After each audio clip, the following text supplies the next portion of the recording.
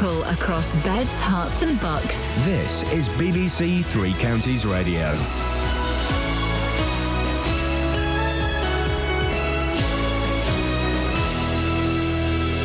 It's 6 o'clock, I'm Lee Agnew. The headlines: 101-year-old grandmother from Luton threatened with court action.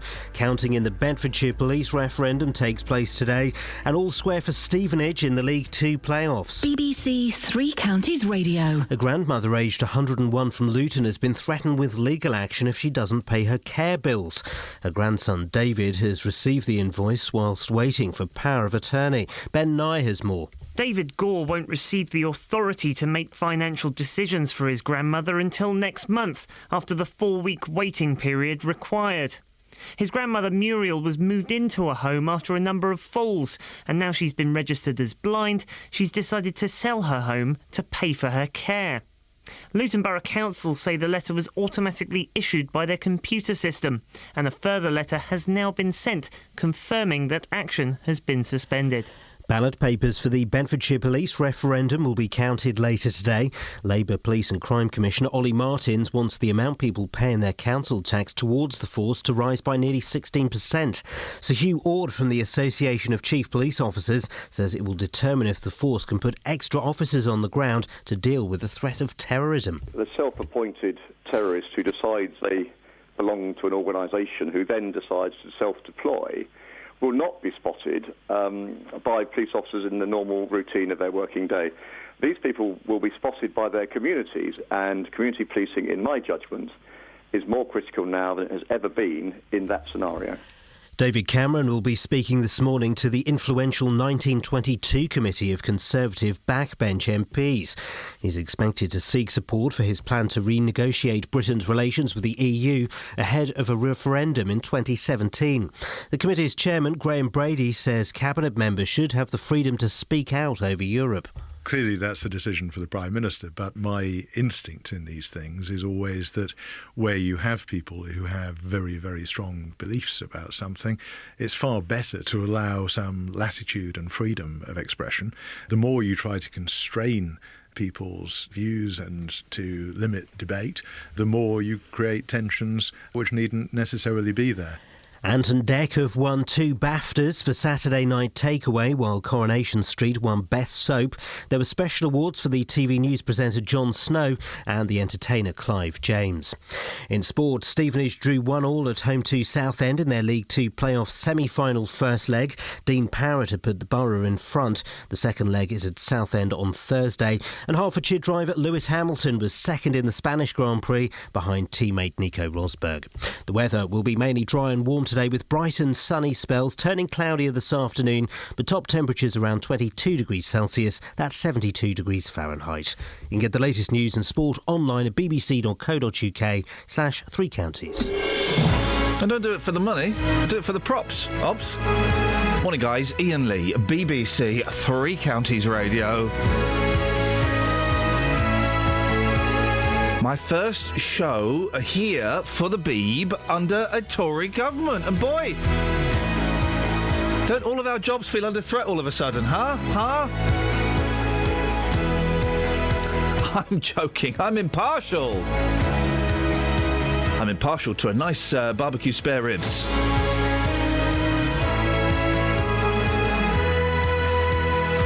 Busy show this morning. Maybe. I don't mean I'm saying that. Simply because I'm genetically programmed to say it.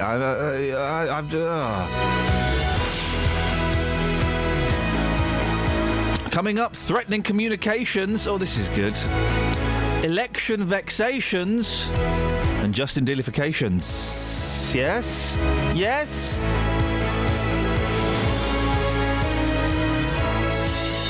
Across beds, hearts and bucks. This is BBC Three Counties Radio. Betsy's there. Yes. Boyley's there. Sweet. But the song I requested Isn't there. My computer is cack. No, it's not, Kels. No, It's not, I Kels. told you it doesn't exist in that thing. It's expired. You're going to have to drag it out. Don't listen. I don't know what you're talking about. Just don't listen to me. That doesn't make sense, Kath, those words that you're saying. Where's the song? The date is expired. Right, so you I'm have to turning get off your I'm turning off your microphones because you girls are really getting on my wick right now. I'll find us a good song. Hang on a minute. Hang on a minute. Oh, do you mean are you looking for? Oh, it's expired, isn't it? It's expired. Dragging it in from the system, but it doesn't exist. It's expired, isn't it? Yeah. Why is no one listening to me? Huh? Told you. Who's saying this? It's expired, huh? It expired. I'm invisible. Hang on a minute. We'll find something good. It's all right, I can get it from scratch. I'm invisible. I could say anything now. I could say great big. Hang on a second. Say round, this. Hairy. Give me a ticket for an aeroplane. Ain't got time to take a fast train. Lonely days are gone, I'm a-going home. My baby just wrote me a letter. I don't care how much money I gotta spend.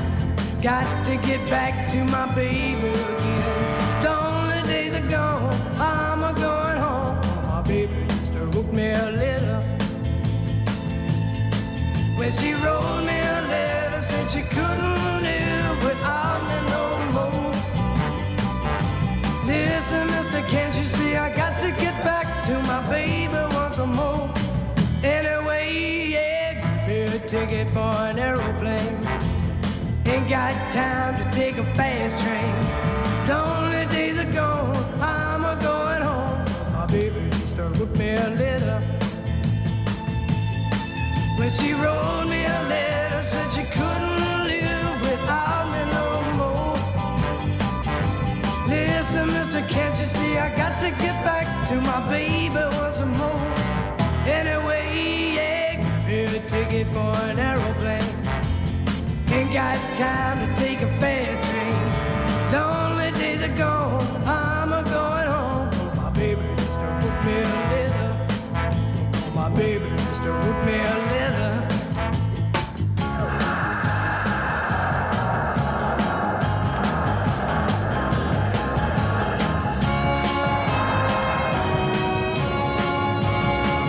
That song is 1 minute and 52 seconds long. Do you see what I mean, BBC introduced? They said it all.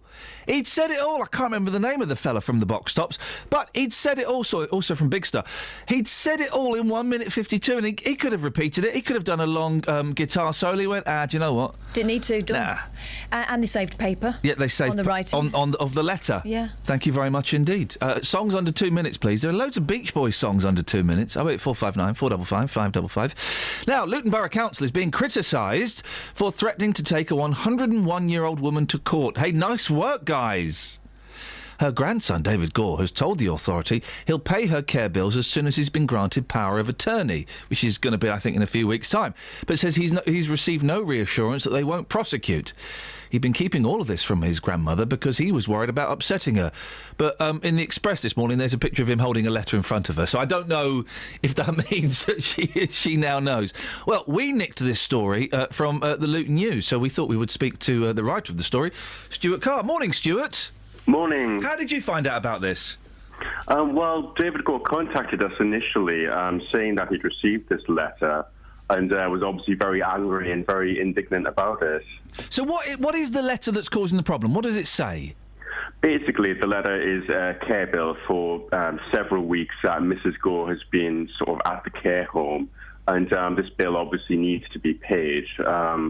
Mr. Gore completely, understands that he has to do that. Yeah. But what he says that when he contacted the council, trying to come up with an arrangement whereby he's seeking power of attorney over his grandmother's financial affairs, he was simply told that this would just go on the notes of the system, and then there was nothing they could do about it. So basically, what is it? A few grand that they're after?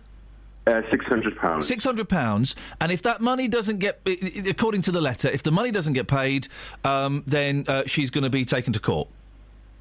That's my understanding of it, yes. Yeah. It seems incredible, doesn't it? Because he's not trying to dodge paying the money. He's not, trying to pull a fast one. It just takes a bit of time for. Well, he wants to get power of attorney, doesn't he? Well, I think that's the thing. He's trying to come up with a solution to the problem, offering that as an alternative. And he was very sort of angry that was rejected. And, obviously what is the alternative to that? Are they going to take a 100-year-old and 1-year-old woman to court, really? So, that was the source of his anger and why he contacted us. Yeah. Have you heard anything from Luton Borough Council? Have they said anything to you? Nothing beyond the actual statement which appeared in the paper, whereby they said that in their conversations with him, that they had confirmed on 2 occasions recently that as he was seeking power of attorney, that they wouldn't be taking any further action. That's disputed by Mr. Gore, who says that was never confirmed to him, either verbally or in writing, and he believes that was only said because of the story. Okay. So So the statement says that they're not going to pursue it any further, and they're going to, kind of allow things to happen naturally over a course of time. But Mr. Gore says that he was never told that, and he's, I would imagine, been living in fear of this. Well, yes. It's a 4-week process to get power of attorney over his grandmother's financial affairs, and he thought, quite reasonably, I think some people would think, that 4 weeks would be, not too far in the future in order to push the bill back so that he could pay it on behalf of his grandmother. Stuart, I really appreciate you sharing the story with us and coming on this morning to talk about it. Oh, thank you very much. Thank you very much indeed. That's Stuart Carr from the Luton News. I've always said this while I've been doing this job. We should be doing more stuff with local papers. And then there's who's the plum? Actually I can think of 2. Off the top of my head I can think of 2 plums from local papers who want to fight with us, But or that's at least fair enough. It keeps them busy, doesn't it? It gives them something to do, doesn't it? And this gives me something to do. It's been 1 week since you looked at me, cocked your head to the side and said I'm angry. 5 days since you laughed at me, saying get back together, come back and see me. 3 days since the living room, I realized it's all my fault but couldn't tell you. Yesterday you'd forgiven me, but it'll still be 2 days till I say I'm sorry. Hold it, now I want to hoodwink. Does it make you stop think? You'll think you're looking at Aquaman. I summon fish to the dish, although I like the chalet Swiss, I like the sushi, cause it's never touch a frying pan. Hot like wasabi when I bust rhymes, big like Leanne rhymes, because I'm all about value. Bert Camper's got the mad hits. You try to match wits, you try to hold me but I bust through. Gonna make a break and take a bake out like a stinking ache and shake out like vanilla. It's the finest of the flavors. Gotta see the show cause then you'll know the vertigo is gonna go, cause it's so dangerous you'll have to sign a waiver. Can I help it if I think you're funny when you're mad? Trying hard not to smile though I feel bad. I'm the kind of guy who laughs at a funeral. Can't understand what I mean, well you soon will. I have a tendency to wear my mind on my sleeve. I have a history of taking off my shirt. It's been 1 week since you looked at me, threw your arms in the air and said you're crazy. 5 days since you tackled me, I still got the red burns on both my knees. It's been 3 days since the afternoon, you realize it's not my fault but I'm only too soon. Yesterday you'd forgiven me, and now I'll sit back and wait till you say you're sorry.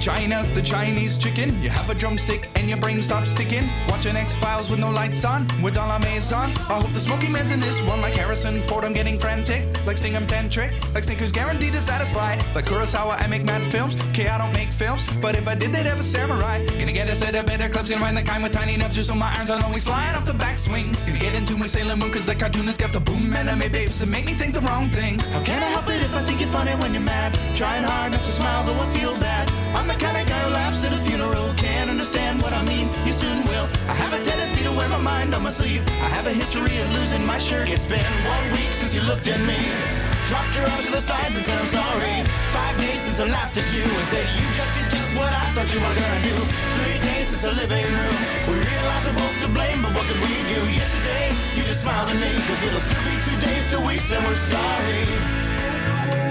It'll still be 2 days till we say we're sorry. It'll still be 2 days till we say we're sorry.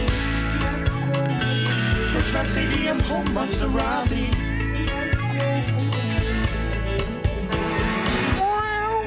Morning, guys. Iain Lee, BBC Three Counties Radio. We're down the rabbit hole for the first hour of the show, as per usual. 08459 455 555 is the telephone number. What did you dress up as this weekend? I was the Batman. I dressed up as someone who wears a dress. A woman? Yeah. Did you dress up as anything, Kelly? Just myself, but for bed. That doesn't count. I wouldn't know if anybody dressed up at the weekend. I was the Batman queuing for an ice cream. It was very liberating. It also scared my son. Because I turned up at this... They were having a fete. There was a reason for it. They were having a fete and it was like superheroes. Parents were allowed to dress up. Not many did. But I kind of turned up late and I was talking to my wife and my youngest son came over and he's like being all cool, you know, because his mum's there. But then he was looking at me and was petrified. Particularly as I was going, I'm the Batman. I was the Dark Knight Batman. I wasn't 60s camp Batman. Yeah, but it's a 60s camp Batman costume you've got, isn't it? No. Mine's Dark Knight Batman, unfortunately. Has it got muscles on it? Well, they're drawn on. They're not the inflatable ones. But he was terrified. Here we go. What have you dressed up as, and when have you terrified your children? 08459 455 555. Travel news for beds, cards and bugs. BBC Three Counties Radio. It's looking really quiet on the cameras on the motorway so far this morning, so no delays showing up for the M1 or the M25. In High Wycombe, the A404 Marlow Hills has temporary traffic lights by the Leisure Centre just before Marlow Road, so that could cause some delays later on. And also in Hatfield, on Great North Road, there's roadworks at Southway, which could also cause some delays. On the trains, Thameslink have just tweeted that there's some minor delays on their Bedford to Brighton service. That's because of signalling problems. Samantha Bruff, BBC Three Counties Radio. Hey, Sammy. Hello. When was the last time you terrified your children? I don't have any children. Oh, that's going to break their hearts hearing that!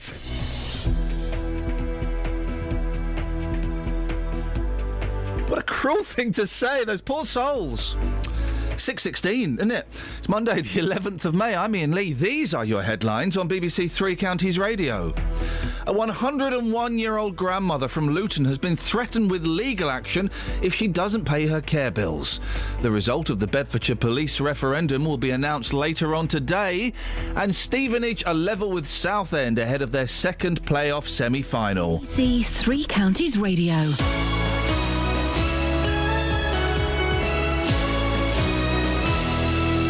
Every weekday from 3. Local stories. People in Watford are being urged to celebrate their local heroes by creating a postcard in their honour. In other local news, rugby fans are being warned to watch out for fake World Cup tickets. Roberto Peroni. Now, a metal detectorist has discovered an archaeological find in a field near Royston in Hertfordshire. Taxi drivers in Luton are demanding to be allowed to drive in bus lanes at all times. There is to be a new station at the Leighton Buzzard Narrow Gauge Railway. Roberto Peroni. Weekdays from 3 on BBC Three Counties Radio.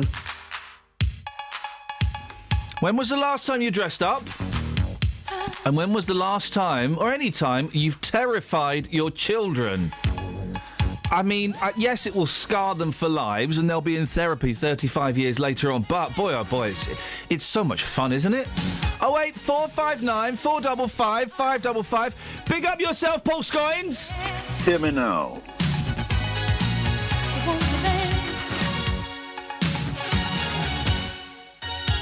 Clock strikes upon the hour and the sun begins to fade. Still enough time to figure out how to chase my blues away. I'm gonna ride up till now. It's the light of day that shows me how. And when the night falls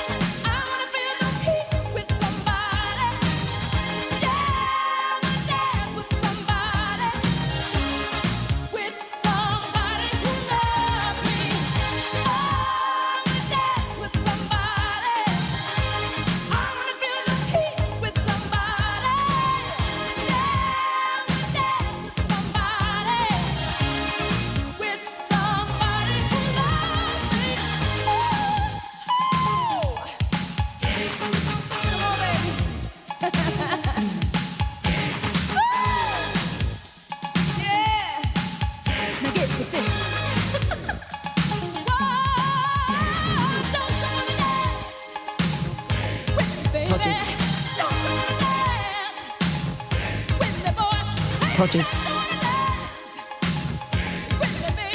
Todgers. Romp. Romp.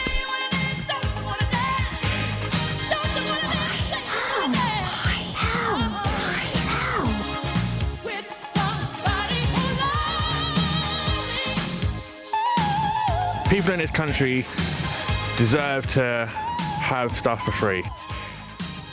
Isn't that the truth? Morning, Scoinsy! Morning, sir. How you doing? Do you know what, fella? I'm all right. All things considered. Oh, yeah. Yeah? You feeling me? You got me? All things considered, Scoinsy, I'm all right. I'm alive, I'm breathing, my heart is beating. I feel love, I feel pain, I feel hunger, I feel thirst.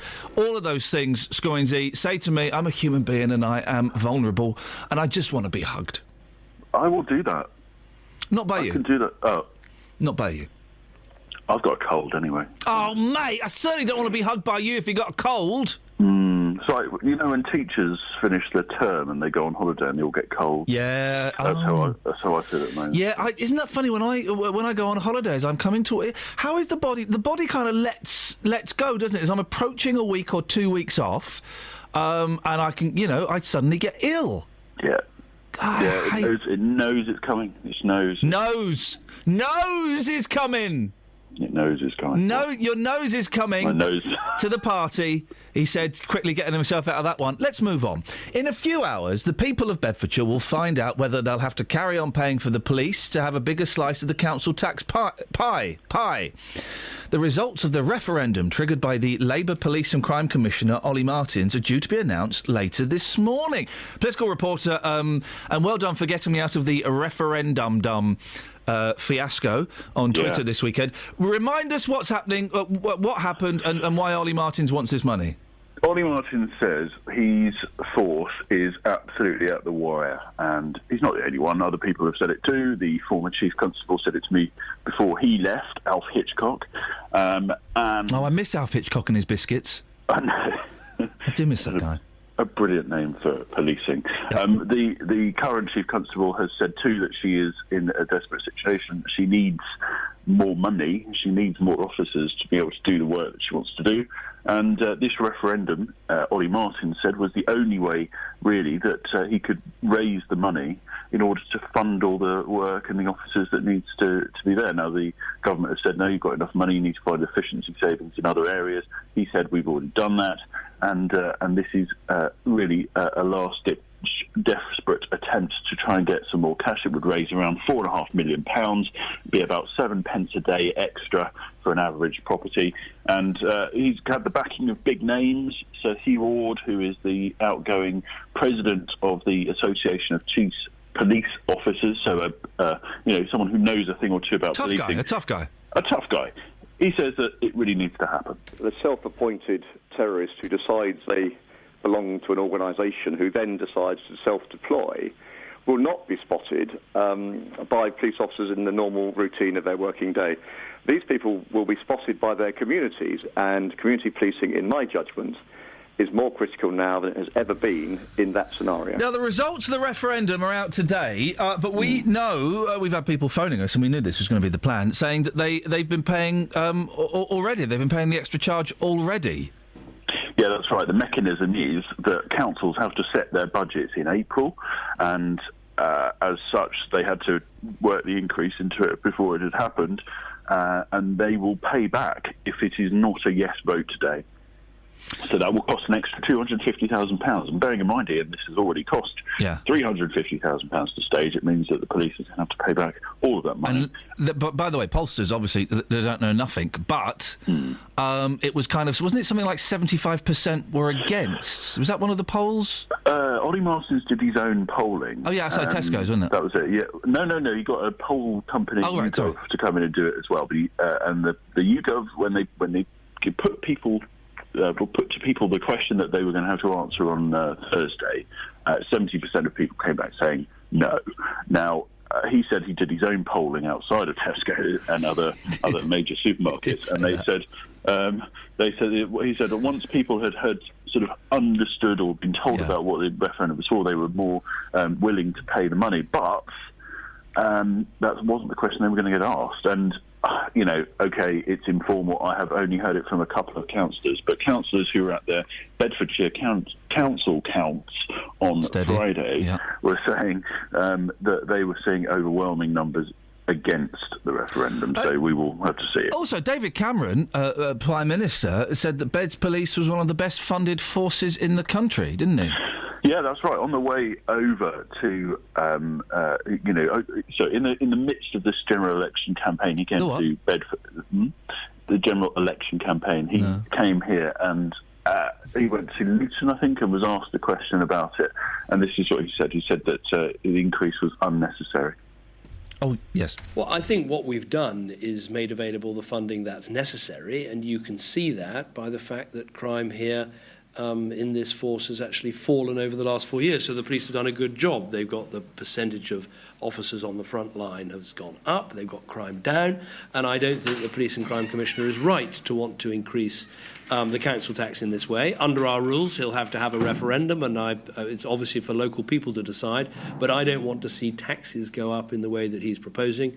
Full credit to the police. They've managed to do more with less. And I think there are further efficiencies that they can find, coordinating with other forces, making sure that they share some of the costs, and they should exhaust all those processes before putting taxpayers' bills up. Scoins, we've not had a chance to talk about this yet. That was the chair, by the way. What do you reckon to the results of the general election? Are you happy or are you sad? I know you've got to be impartial. That's why I'm not asking if you think it's good or bad. I wouldn't want you to ruin your impartiality. I just want to know if you're happy or sad. Because I think you can say that without breaking impartiality. Do you reckon? Yeah, are you happy or sad about the result? I think it's an interesting one, isn't it? Yeah. Does that make you happy or sad? Well, I think what makes me interested is that the number... He said interested, not interesting, just to clarify. Yeah? Yes. No. Yeah. I realise that. Were you at the protest at the weekend or not? No. Did you support the protesters? Did you support the idea that they were protesting against? I support people's right to protest, absolutely. Do you support the right to protest? Do you support what they were protesting for? I support that in a free society, Iain, people can make their voices heard. But do we live in a free society, Paul? Do we live in a free society? Do you support the hipster cop? Which one? Did you not see the hipster cop? No. Oh, mate, go on Twitter. We'll send you. There was a hipster cop, and loads of people were tweeting about him. I saw that there was a policeman who was wearing full riot gear and had a balaclava on, but under his balaclava he looked like Ed Miliband. No, mate, there's a copper with a full hipster beard and a twirly moustache. Wow. Loads of people were tweeting about him. Maybe he's sort of undercover cop. He does a lot of work in the 1800s. Well, listen, the next, of course, big election that we'll be talking about will be the European in-out referendum. Can we get a jingle? This is a genuine thing now. The next big election really is Eurovision on Saturday, but... You want to talk about that? Right, can we get two jingles, please, made for us, please?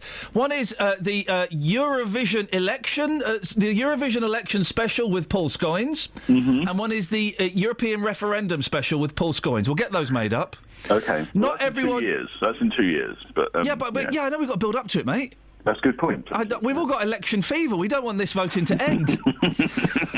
Very quickly, not everyone... lots of parties... This call seems to get made louder every time we have a general election. Not everyone happy with the voting system, are they? Proportional representation. UKIP got... 4 million votes. 4 million votes and 1 MP. Now, whether you like UKIP or not, Paul, and I know the answer to that, you do, that's not fair, is it? Well, it's the system that we have, isn't it? That's the thing. I mean, yes, you can argue whether or not it is representative of the people, but the system is the system, and that's the system that everyone goes into. You know, you could say that it's even, okay, you get, what is it, Scottish Nationalists got something like 1.1 was it 1.7 million votes to get 56 MPs. The DUP, which is the Ulster party over in Northern Ireland, they got something like 140,000 votes. I'm picking I was kind of queuing you up to go into your scripted bit so I could go into travel that we're late for. Oh, right, no. Well, this is me going into it. Basically, yes. Oh, blimey. Your verbal sat-nav's taking you a terrible route, Paul. We did vote on whether or not to change the voting system in 2011, and don't forget that people rejected it massively. But the system is the system. And later on, what will we be doing? We'll be talking to Alistair Burt and activist and comedian Jake Yap, who disagrees with the current system and says it should be fairer, in quotation marks. So, Paul, just finally, are you happy or sad about the result of the general election? Paul? I'm just happy to be here. Travel news for beds, cards and bugs. BBC Three Counties Radio. Starting to look busy on the M25 anti-clockwise between junction 21 for the M1 and 19 for Watford. In Mill Hill on the A1 Watford Way, it's slow southbound from Apex Corner Edgware towards the Broadway at Mill Hill Circus. And in Buckingham, it's still looking quiet on the A413 London Road, but there's roadworks at the total roundabout, which could make it busy later on. Thameslink have tweeted that their service between Bedford and Brighton is affected by minor delays because of signalling problems, and the 701 service from Milton Keynes Central to East Croydon has been cancelled. Samantha Bruff, BBC Three Counties Radio. Across beds, hearts and bugs. This is BBC Three Counties Radio.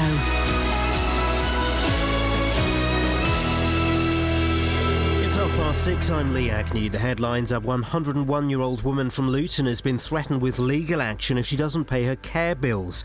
Her grandson David has received the invoice from Luton Borough Council while waiting to take power of attorney. Ballot papers for the Bedfordshire Police referendum will be counted later today.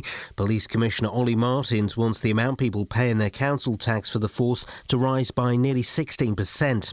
And Ant and Dec have won 2 BAFTAs for Saturday Night Takeaway, while Coronation Street won Best Soap. The weather will be mainly dry and warm with bright and sunny spells today, turning cloudier this afternoon, but top temperatures around 22 degrees Celsius, 72 degrees Fahrenheit. Three Counties Sports. BBC Three Counties Radio.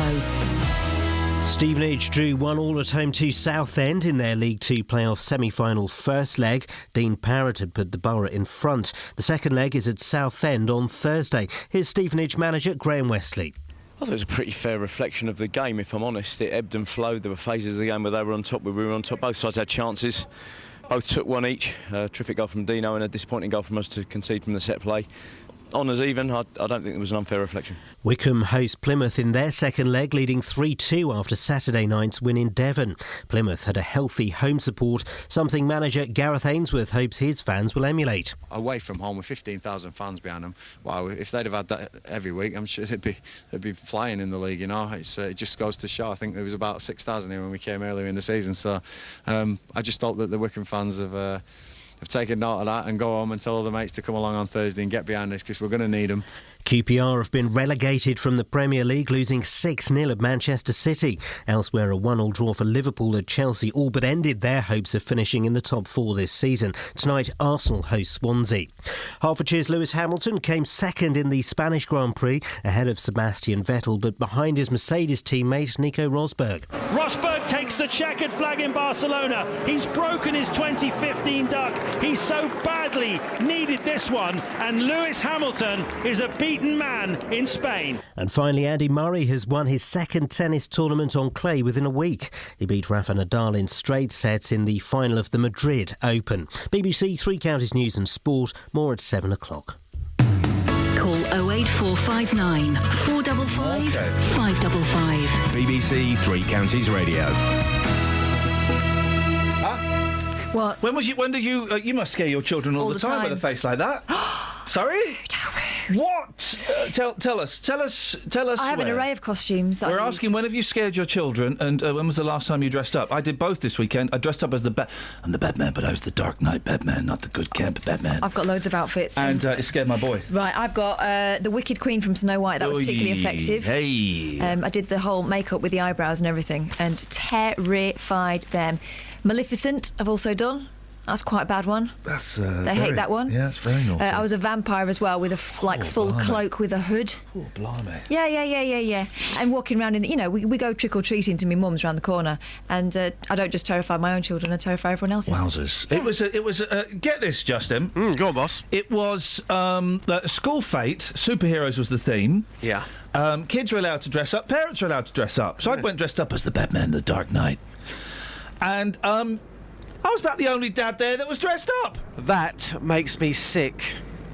What, the dads didn't do it, or that he did? Yeah, and I felt the other dads. I was nervous about it because I was meeting them there, so I had to park my car and walk down the street dressed as the Batman. I didn't put the cowl on until I got there. But there were a few. There was a dad. Get this, just. He was in the full Spider-Man kit, Good lad. like a good one. Good lad. Who remembers? Do you remember? The only two sketches. I remember 3 sketches from Kenny Everett. One is where he's doing Rod Stewart and his bum keeps inflating. The other one is where he does the Bee Gees. You don't remember best possible taste? Yeah, I don't remember the specifics of it. And then the third one I remember is where he's Spider-Man and he climbs up a building and he goes into the toilet to do a wee. And he's really desperate to do a wee, but he's got no fly on his outfit. So he wets himself. I remember laughing at that. Hilarious. Spider-Man, he's like running around like this. He's going, and he just does a wee-wee in his outfit. That's the problem with some of these fancy dress outfits. You see lads at the weekend on various stag do's all dressed up. Well, I had no pockets. How are you going to go to the toilet? I had no pockets, mate. You guys think you've got problems. I've had a Wonder Woman outfit and a Supergirl outfit, both of which I couldn't raise my arms in. Wowzers. Say that. Just say that again. Don't make this really slick. Go. No. Go on. What? This is what I was looking for. Here we go, guys. I read a headline. You guess what the story is. The headline is normally very, very tenuous and has nothing to do with the story. Are we ready to play? Yes. Go. Fins only got better. Fins only got better. This is a double whammy because obviously, surely it should be things can only get better. Fins can only get better. It's not. It's fins only got better, and it's not really about fins. With that in mind, Oh, I know. Yes. Go on. To ask Justin first, because I think I know it. All right, go on then, Just. Okay, has it got anything to do with an arrogant dolphin? No, it hasn't. Okay. Has it got something to do with Finland and the fact that more people are going there than ever before for their summer holiday? I like the way you're thinking, but you're wrong. Oh. Kelly Betts. Michael Finn Yep. from Finland Yep. is a fish, Yep. and he's had a bit of a tough time lately, but fins... Have you been reading this? Catherine. Is it about the goldfish that got operated on? Yes, it is. Go on. A goldfish. This is ridiculous. Complete waste of money. They spent operating on a goldfish. Vets have successfully removed tumours from behind a goldfish's eyes. Did it make you sick, Just? Well, it's still a living creature. Yeah. It's a flipping goldfish, mate. They cost £1.35. But then again, what about the memories behind getting that goldfish, winning that at a fair Flush it somewhere? down the loo. Monty, a 5-year-old family pet, underwent a 45-minute... £200 op in water-soluble anaesthetic. I've seen pictures of how they do this. They put a tube in the fish's mouth so it's breathing and stuff. My mum took a goldfish to the vets once. Why? It was lumpy. A team from Lumpy. The tumours from Monty's eye and back. He's lost the eye, but is now he's lost a flipping eye. Boss, hold on a second. Yes, mate. Let's get the word on the street, sir. Would you operate on a goldfish? Yes or no? No. Thank you for your time. Hey. Why is it lost an eye? They could put one of those goggly craft ones in and no one would notice. Exactly. Who is that? Who is that, Just? Just the geezer on the street, just going about his everyday business. He was answering good. questions on goldfishes. Goldfishes. All right, well, let's... hang on a second. Oh, my computer's all to cock today. Right, let's have another one. I'm torn. But there's a cream for that. Now, hang on a second. All right, yeah, let's have this. Brass neck.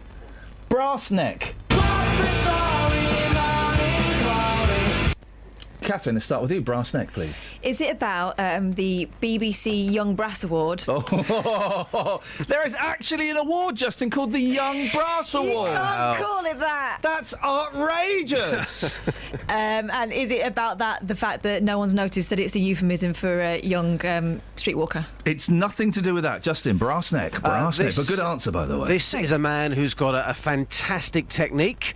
He can play an instrument. He can play an instrument tied round his neck. Why? Why? Yeah. Well, that's what I can come up with for the time being. A robber was arrested when he returned to his victim to complain a gold necklace he stole was a fake. Was a fake. Unlucky. I've just realised what we're going to do with you as well, Just. Hang on a second. One more of these. Burton in movie hit. Burton in movie hit. Catherine, we'll start with you. Burton, right. It must be something to do with Burton-upon-Trent. Right, yeah. And how it's cheaper to go there than the actual north. So they're making Brastoff 2, this time it's personal, and they're doing it in Burton. No, do you know what? This is more obvious than perhaps you'd think. Burton in movie hit, Justin.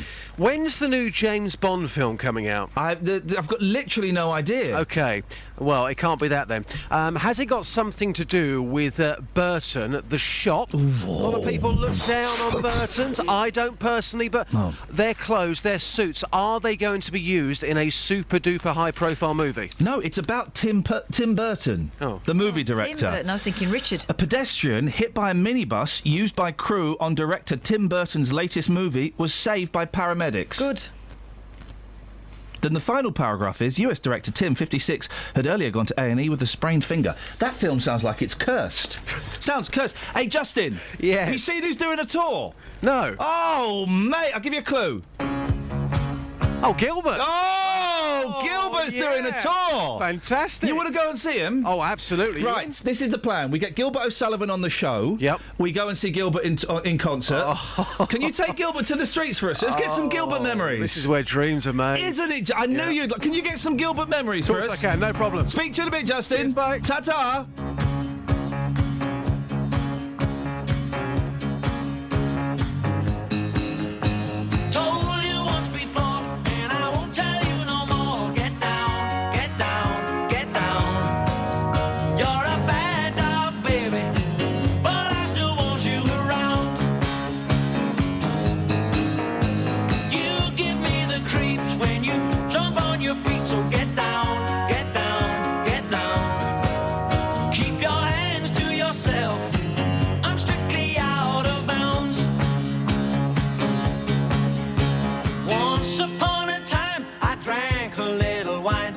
As happy as could be, happy as could be. Now I'm just like a cat on a hot tin roof.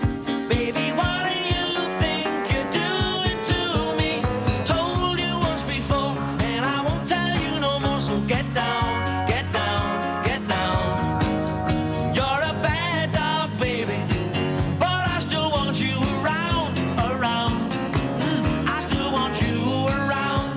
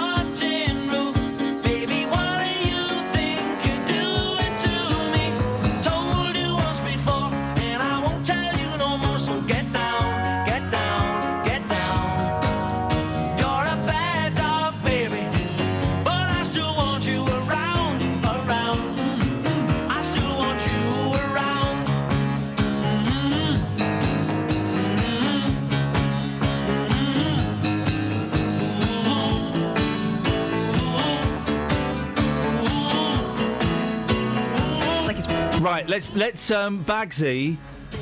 Did you say something rude then? I said it sounds like he's on that hot tin roof. He's got blue blood. Gilbert O'Sullivan will be on this show at some point. He's playing St Albans on June the 13th. We'll have him. We want O'Sullivan, please. Travel news for beds, cards and bugs. BBC Three Counties Radio. On the M1, it's slow southbound from junction 10 for the Luton Airport Spur Road to 9 for Redbourne. And the M25 is busy anti-clockwise between junction 21 for the M1 and 19 for Watford as well. The A1 southbound has queues building up from the Holiday Inn southbound towards Barnet Lane at the Stirling corner. And it's still quiet in Milton Keynes on Standing Way, but roadworks at the Kingston roundabout might make it busy later on, so expect delays there. The 701 train from Milton Keynes Central to East Croydon is cancelled. Samantha Bruff, BBC Three Counties Radio. Sammy? Yeah? Today I've decided is a Gilbert O'Sullivan special. I just wondered what your memories were of Gilbert. He was a great pal of somebody that I don't know. You've never heard of him, have you? Nope. I mean, just...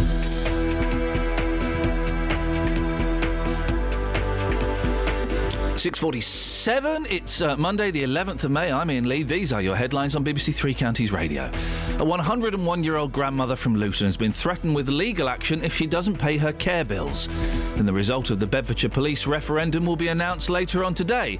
And Stevenage are level with Southend ahead of their second playoff semi-final. Your Gilbert memories, when have you scared a child? What have you dressed up as? Let's get the weather. Here's Kate.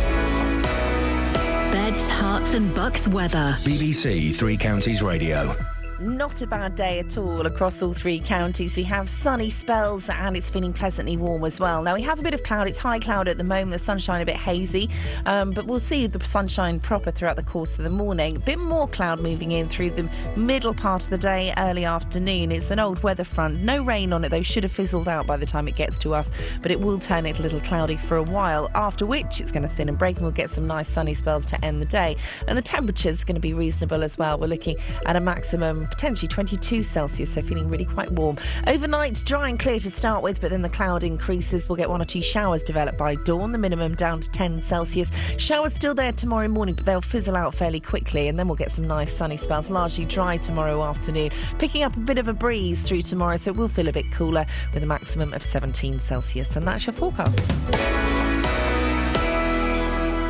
Sometimes in life, things don't always go to plan. It worked perfectly for 2.5, 3 years till 2 days ago. He should refund me £1,900. Which is where we come in. We managed to get them to agree to come back in to the property on an agreed date. The JVS show takes on your consumer problems. I've basically lost the whole lot in administration charges. And helps to get to the right solution. I've received a cheque back for £578. Jonathan, I can't thank you enough. I don't know how you do what you do, you and your team. The JVS show, weekdays from 9, here on BBC Three Counties Radio.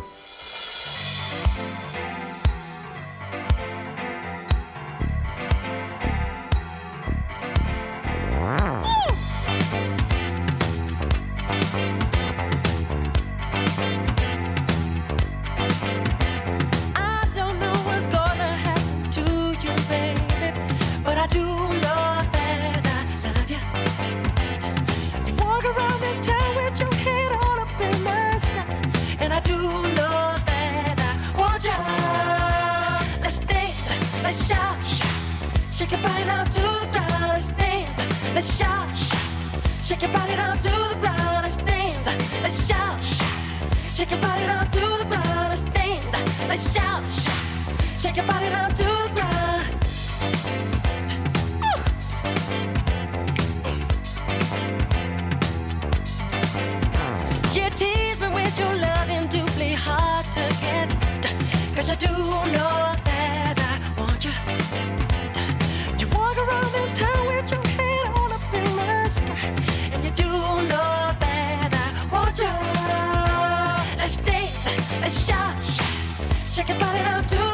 Let's dance. Let's shout.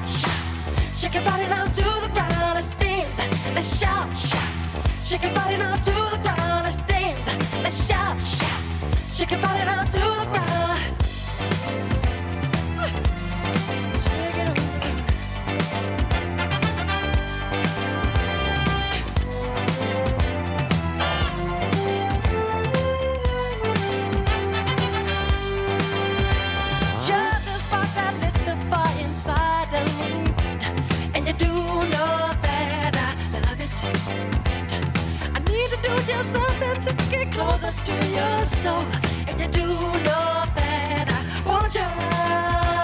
Let's dance, let's shout, shake your body down to the ground. Let's dance, let's shout, shake your body down to the ground. Let's dance, let's shout, shake your body down to the ground. Let's dance, let's shout, shake your body down to the ground.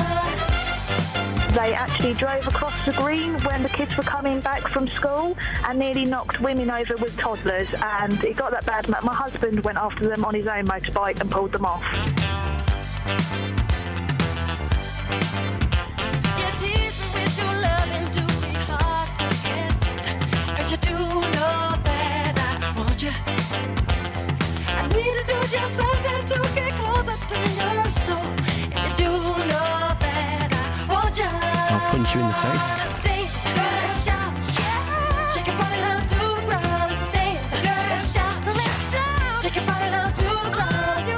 Erotic party operations.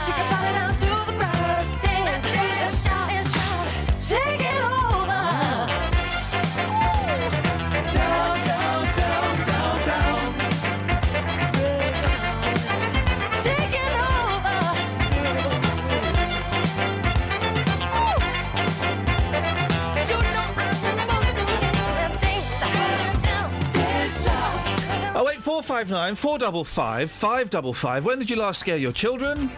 When did you last dress up? Horace is in Hemel. Morning, Horace. Morning, Ian. I didn't think police officers were allowed to have beards. Neither did I. Well, yeah, this hipster cop who was at the riots, protests, I don't really know. He had a full-on hipster beard and a twirly moustache. Well, you can't have that. Imagine if IS or a burglar comes up to you. You can't have a real tie because it has to be clip-on, so they can't strangle you. Well, you could pull a man's chin off if they get a good hold of your beard, wallop. Or supposing they set fire to it. Oh, terrible, wouldn't it? It'd be awful. By the way, my boys watched the Inspector Gadget movie yesterday. And the biggest laugh they got was when it was reported on the news that the spoiler alert, the evil Inspector Gadget had set fire to a man's beard. They got the biggest laugh, and it was a very funny line. He even set fire to an old man's beard. Horace, what have you called in for, mate? Come on. Called in for the shortest single. Oh yes, songs under 2 minutes long. Yes. Well, this one is 1.3 seconds. Oh yeah, go ahead. I can sing it for you if you like. Okay. Good. That's it. And it's by it's called You Suffer. Yes. By Napalm Death. Napalm Death did an album. I think the whole album, the songs are like less than a second. Chances, isn't it? Yeah. Oh, Horace, you reminded me. Tomorrow we'll have a bit of Ramones on tomorrow, I think. I thought you were going to say Napalm Death. Well, we can have some Napalm Death, but we'll have some Ramones on tomorrow. Thank you, Horace. Okay. I didn't think coppers were allowed to have beards. Well, it's particularly twiddly ones that come with a twiddly handlebar moustache that he's waxed. Well, now they're allowed. Well, now coppers. Okay, so it turns out coppers can have beards. They can be under 5'10". They can be fat, and they can not be trained fully. And it turns out anyone can be a copper these days. Even Kelly Betts. Yeah, even though she's tiny. I'd be a good cop because nobody would expect it. That's the only thing a good cop requires. Yeah. Okay, you'd have to stop breaking the law.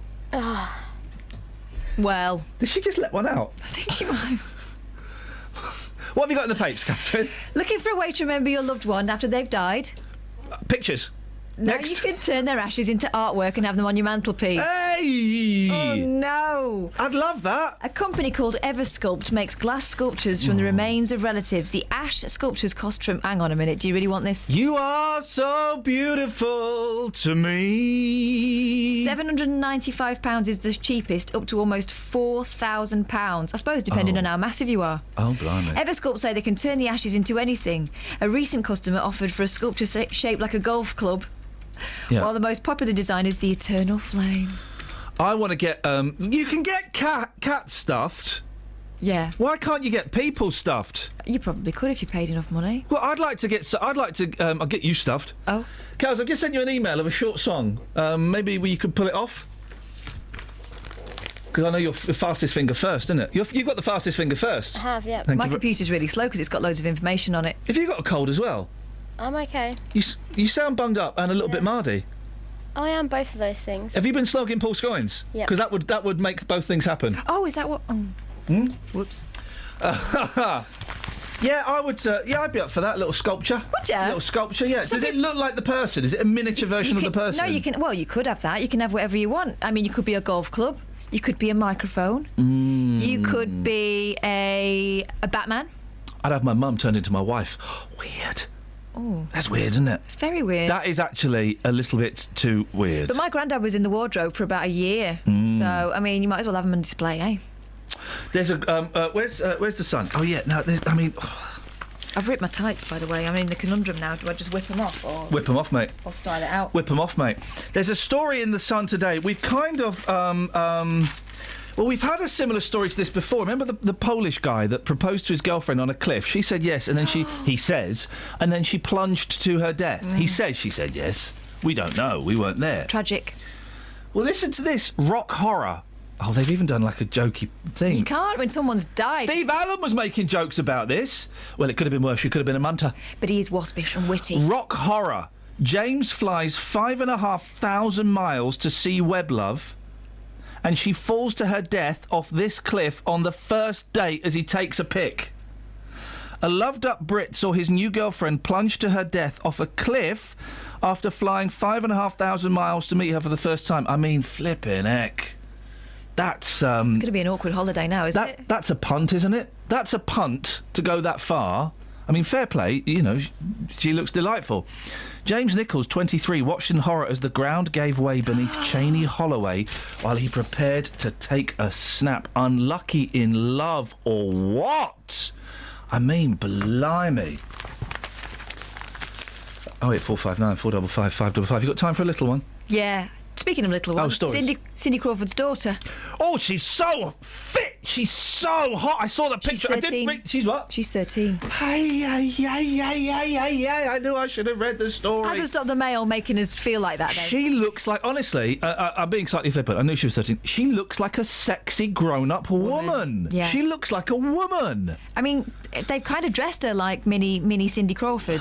Well, but then again, she's just beautiful, and you can't help that, as I know. Outrageous.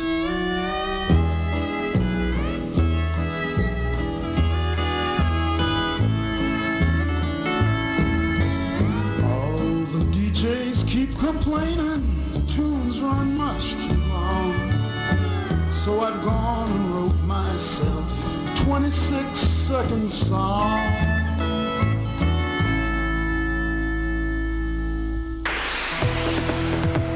Travel news for beds, cards and bugs. BBC Three Counties Radio. On the M1 northbound, a car's broken down between junction 10 for Luton Airport and 11 for Dunstable, so a lane's being closed, but it's not causing too many problems at the moment. And the M40 into London has a lane blocked by an accident which is causing queues just before junction 1A for the M25. On the M25, it's busy anti-clockwise from junction 21 for M1 to 19 for Watford. And in Bricketwood on the North Orbit Road, that's looking very slow between at the junction 21A roundabout. The A1 southbound also has queues from the Holiday Inn Stirling Corner. Samantha Bruff, BBC Three Counties Radio. Thank you, Sammy. We're climbing out of the rabbit hole, guys. We can still ask, though, when was the last time you scared your children? Oh, and we're celebrating Gilbert O'Sullivan. Local and vocal across beds, hearts and bucks. This is BBC Three Counties Radio.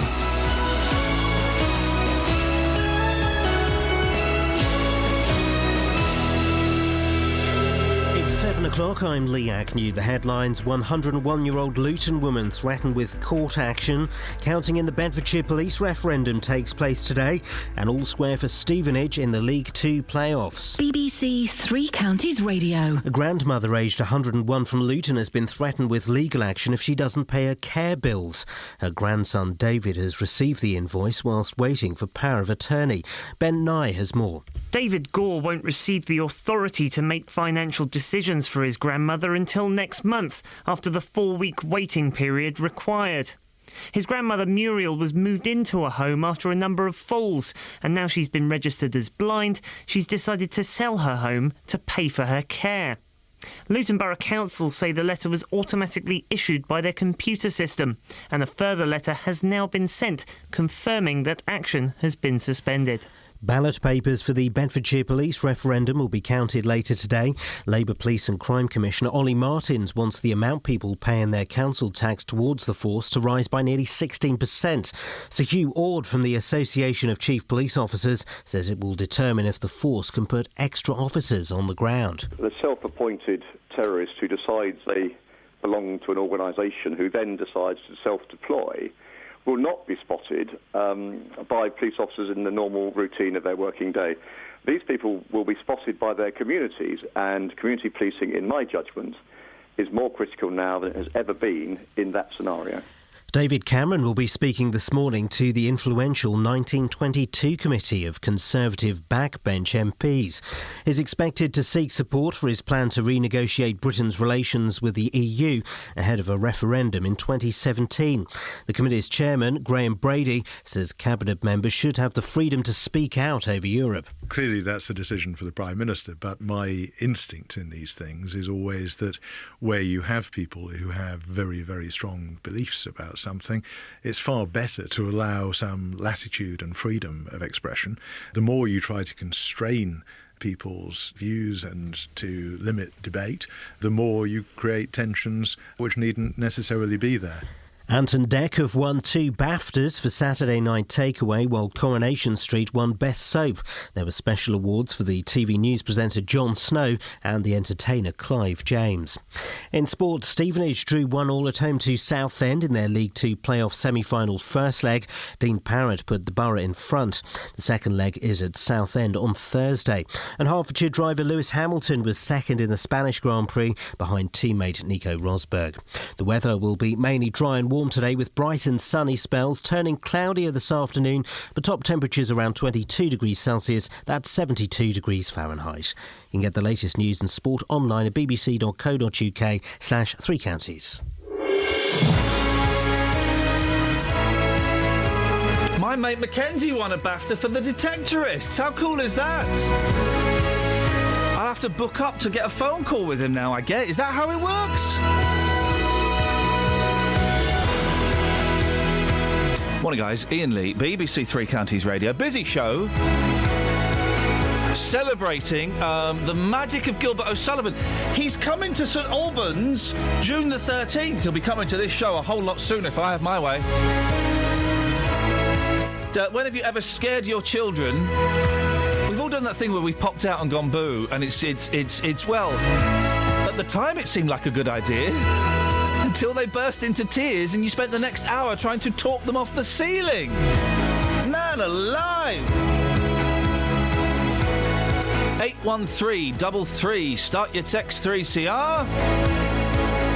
Or you can give us a call, 08459 455 555. Across beds, hearts and bucks. This is BBC Three Counties Radio. 08459 455 555. Now, Luton Borough Council has been sending a 101-year-old woman letters threatening court action. Nice one, guys. She hasn't seen them thanks to the intervention of her grandson, David Gore, who's been trying to sort out a dispute. Well, David joins me now. Morning, David. Morning, Iain. But how... what's the dispute about? Let's take it back to that. Well, my grandmother is in residential care, and... you have to pay for that, and that's absolutely fine, but I don't have control over her monies, and she doesn't understand that she needs to pay. So the disagreement is about timings over when I can get my hands on the ability to pay. They want money from me and my family for her to stay, and we simply don't have it to magic out of the air, but we can use her savings and then go on to sell her house, and then we can pay for it that way. But as you don't have power of attorney, you can't legitimately get to those savings or sell that house, can you? Not even legitimately. It would be illegal if I did it. Yeah. So what have the letters said? Well, the letter says that we've been sent invoices, and I've been contacting them and keeping them appraised of the situation. But a final notice came in last week, which is what tipped me over, because I'd been doing what they'd asked all the way along, apart from paying the bill because I didn't have the money to pay it. I rang them and asked them for 4 weeks more, because that's what the government had said to me that I needed to wait, and they didn't give me that 4 weeks. So I contacted the Luton Herald and Post, and the story landed on election day. And does Muriel? Does she know about this? Sort of. She knows that she needs to pay. Yeah. But we've told her that we're covering it. Okay. Because she's 101, and any form of worry, it's just I don't want to put that on. No, of course not. We want to protect. We want to protect Gran, and of course, she's 101 for goodness sakes. It does. I mean, yeah. Listen, we both know that she has to pay, but when someone's 101, you think that. We could be a little bit more generous and a bit more caring. In the statement that Luton Borough Council gave to the paper, they said, "Oh no, don't worry, we're not going to pursue it," and David knows we're not going to pursue it. No, this was interesting. I mean, I'm glad the Luton Herald and Post rang me back after he'd spoken to Luton Borough Council, because it was the first that I learned that I'd had the 4 weeks that I needed. It's not like I'm asking to not pay. I'm just asking to have a little bit more time. It's been ongoing for 2 years, and I've the ins and outs of hospitals for my gran and the story that she's had. So just 4 weeks more was a little more. But I have the resolution I need now. It's just unfortunate it had to come through a newspaper. And they hadn't said to you directly, "Don't worry, David. This is a mistake. We'll sort this out. You take your time." No, Saturday I received a letter from them saying that as long as I agree to keep them updated, that they what does it say here? They are able to suspend recovery for a period of time on my grandmother's account. So they made you dance a little jig to their tune, didn't they? Well, I've danced their tune for a number of years now. Yes, and I'm happy to. I'm happy to pay. It's not like I'm asking to have the debt cancelled or avoided. Oh no, you're not trying to get out of the way of paying it. That's the thing.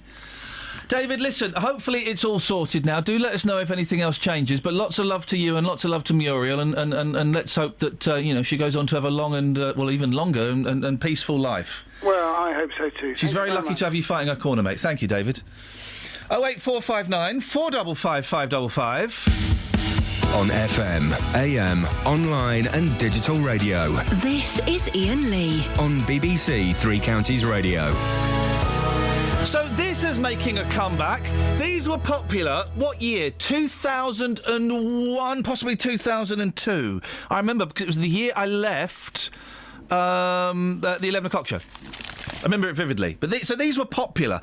The micro scooters. What's a micro scooter? It's like a kid's scooter, but being ridden by adults. I mean, it's just... I saw a mum doing it the other day. I'm assuming she was a mum, and I'm assuming she was trying to get home from dropping her kid off at school a bit quicker. All right, fair play. I don't like these scooters, because when the kids want to take them out, you know that within 5 minutes you're going to be carrying it. Got a good technique over the shoulder. But you're going to be carrying it. So I'm not a fan of the kids on them. But adults, you just look like numpties. You look like absolute plums. Sam Cam, who, one more strike and you're off my hot list, Sam Cam. What was she wearing when she went back to 10 Downing Street? Did you see it? It was like a blue kind of knitted dress that looked like someone had been sick down it. And at one point she was wearing a green tank top. Now, I've got a soft spot for Sam Cam. But her wearing that dress and then her being all carefree on the scooter the other day... Oh, for goodness sakes, woman. If you don't ditch that husband, we're through. Trendy micro scooters got the Sam Cam seal of approval when the Prime Minister's wife was spotted riding one as she headed back to Downing Street after her husband David's re-election. That can't be very safe. I don't want to put ideas into anybody's head. I genuinely don't. But IS, I mean... do you not see the rest of the picture? There's an armed police officer next to her with a gun. Right, okay. So, what, did he have to ride his scooter then? I was hoping he was going to shoot her wheels off. Ridiculous behaviour. But some celebs simply look stupid riding them. Everyone does. Hugh Jack... I mean, then they've got a picture of celebrities. No, not Hugh. No, he looks like an idiot. Of course he does. The Wolverine hunk clearly looks to love... What's that? The Wolverine hunk clearly looks to love zooming around on two wheels. Must be Aussie rules. Oh, they've done jokes about them. OK, well, that's fine. OK. Kirsty Allsop, I mean... Oh, well, I wouldn't put it past her. Flipping it. Well, you know, it's really quite fun, and it's a great way of getting around and keeping fit. Listen, I must admit I've had a little go on my kids' one, but it's one of those plastic ones and it buckled, so I got off quite quickly. You can't do the plastic ones, guys, because they just cannot take the weight. They cannot take the weight. Well, then there's a pic... I don't get why this man is a thing anymore. Well, then there's a picture of David Beckham, but he's not riding one. His little girl is. Fair enough. And then there's my favourite actor, he's had a cursed life, mainly because he married Sarah Jessica Parker. Matthew Broderick, Brothers. See, I didn't know about the curse. He's been... You know Matthew Broderick has killed somebody. Accidentally? I think he killed them or maimed them in Ireland. Should we check? Google it. No, I think we're on pretty safe territory.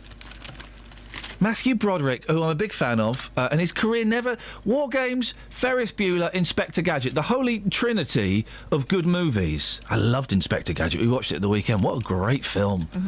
But he's never really... I would love to see, and maybe this film exists, Matthew Broderick playing a drug-addicted murderer. It'll come. He's got that baby face. He could use it. It'd be super chilling. Hang on, I found it. He's killed someone, hasn't he? Hang on, yeah. Not deliberately. While he was with Dirty Dancing's Jennifer Grey. Hey. 1987 car accident. Broderick was in a car accident in Enniskillen, Northern Ireland. Yeah. While vacationing with Jennifer Grey, who'd become dating in semi-secrecy during the filming of Ferris Bueller. The accident became public. Occurred when the rented BMW Broderick was driving crossed into the wrong lane and collided head-on with a Volvo. Thank you. They were both killed instantly. So not Broderick and Grey. No, Anna Gallagher and her mother Margaret Doty. Yeah. I know, isn't it? I had no idea. And when was that? 87. 87. Yeah. Sad, isn't it? And now he's with Sarah Jessica Parker, so it just goes from bad to worse. Well, they've been together a long time. She's got a very horse-like face. Can we play celebrities that look like horses? Christian O'Connell. I've heard people say very cruel things about her, saying body from Baywatch, face from Crime Watch. I find her attractive. In a funny sort of way. Oh no, definitely. Of course. Okay, this is always a fun game to play. We're going to rate those potty-mouthed, naughty Sex and the City girls in order of fancy ability, shall we call it? Oh. Number 1. Let's do it in reverse order. So number 4, Sarah Jessica Parker. Oh, really? Yeah. Number 3, the ginger one. Number 2, the posh one. Number 1, the dirty one. Well, I might have known you'd go there. Swap that. Sorry? I'd have swapped posh and dirty over. You'd have had posh at number 1 and dirty at number 2. Okay. I feel like I know all those girls too well. I couldn't possibly judge them like So that. where will you have to, though? In reverse order. Go on. Let's compare. Let's compare and contrast. I can't do it. Kelly? I think the posh one is the most unattractive. Oh, because she's so delightful. No, she's annoying. Oh, she's beautiful. She's acting, mate. She's acting. I know, but it's a character. I know, but she's annoying. If I went out with her, and if I was going to go that way, she would just annoy me too much. She'd annoy me out of fancying her. Both of you would stand the strongest chance with the ginger one, obvs. Dunno. Well, Sam went there, didn't she? Yeah, the old filthy one went there. Where? In real life or on the show? No, into Lady Love on the show. No, we're talking about... you're confusing fantasy and reality. All right. Sarah Jessica Parker... I don't know the other women. In reverse order. Sarah Jessica Parker, the ginger one, the posh one and the dirty one. Ladies and gentlemen, I give you those potty-mouthed Sex in the City girls. Travel news for beds, cards and bugs. BBC Three Counties Radio. On the M1, there's a lane closed northbound between junction 10 for the Luton Airport Spur Road and 11 for Dunstable Road. And also the M40 towards London has queues because of an accident. It's from junction 2 for Beaconsfield towards the M25 where it's looking really slow. On the M25 anti-clockwise, it's busy from junction 17 for Maple Cross to 15 for the M4. And on the trains, the 7:37 service from Luton to Bedford is delayed by 40 minutes. Samantha Bruff, BBC Three Counties Radio. Thank you, Sammy. 7:16 or thereabouts. The headlines on BBC Three Counties Radio. A man from Luton says he was shocked to receive a letter from the council threatening legal action against his 101-year-old grandmother. The result of the Bedfordshire Police referendum will be announced later today. And Mackenzie Crook won a BAFTA for The Detectorists. BBC Three Counties Radio. If you've not seen The Detectorists, then for goodness sakes, treat yourself. Order it on DVD today, guys. Nick Coffer on BBC Three Counties Radio. Every day, it's not just about great music and great conversation. I'll get a bit technical here. It's about local experts helping you across beds, hearts and bucks. So what we're talking about then is capital gains tax potentially on the portion of the property that they directly own. On finance, relationships. But look at the way that you have contributed to this situation. Health. When you have a cough, which can seem quite innocuous in this way, but just irritating, asthma is something that we would think of. Your pets. Particularly if your dog is a border collie cross, it will be epilepsy. And even law. You still cannot say, Judge, you have to stick to this. But the judge's approach now is going to be, well, why shouldn't we? Local advice for local people. Nick Coffer, weekdays from 12 on BBC Three Counties Radio. Guys, just to flag up, let me get this kid this up. We've got an excellent joke coming up. It happened spontaneously, and I said that was so good. We need to do that again. Hang on 1 second. Let me just find what we need for the joke to work. I've lost it. I've really got to sort this out, guys. Hang on, bear with me. It's going to be worth it. Okay, right, Catherine. Yeah. Do your line. We're getting a lot of complaints about interference. Yeah, well, I wish you two would shut up. Well, that's what the general public in England think. But what does Scotland think about that joke? Let's find out. Oh, miserable lot. Steady on. The advice is, if you can't hear anything at all, or if you're hearing us through a load of old... If you can't hear anything at all, then they won't be able to hear your advice. Well, there might be psychic. Oh, yeah, okay. So 95.5 is your best That's bet. Capital FM, isn't it? No, that's Capital FM 95.8, home of the hits. Good morning, I'm Chris Tarrant, and did you get the answer right? Well, you got the answer...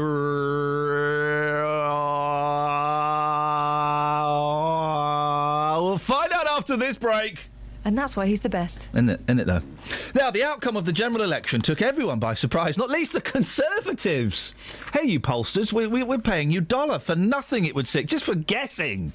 I'm going to be a pollster at the next election. You can just make anything up.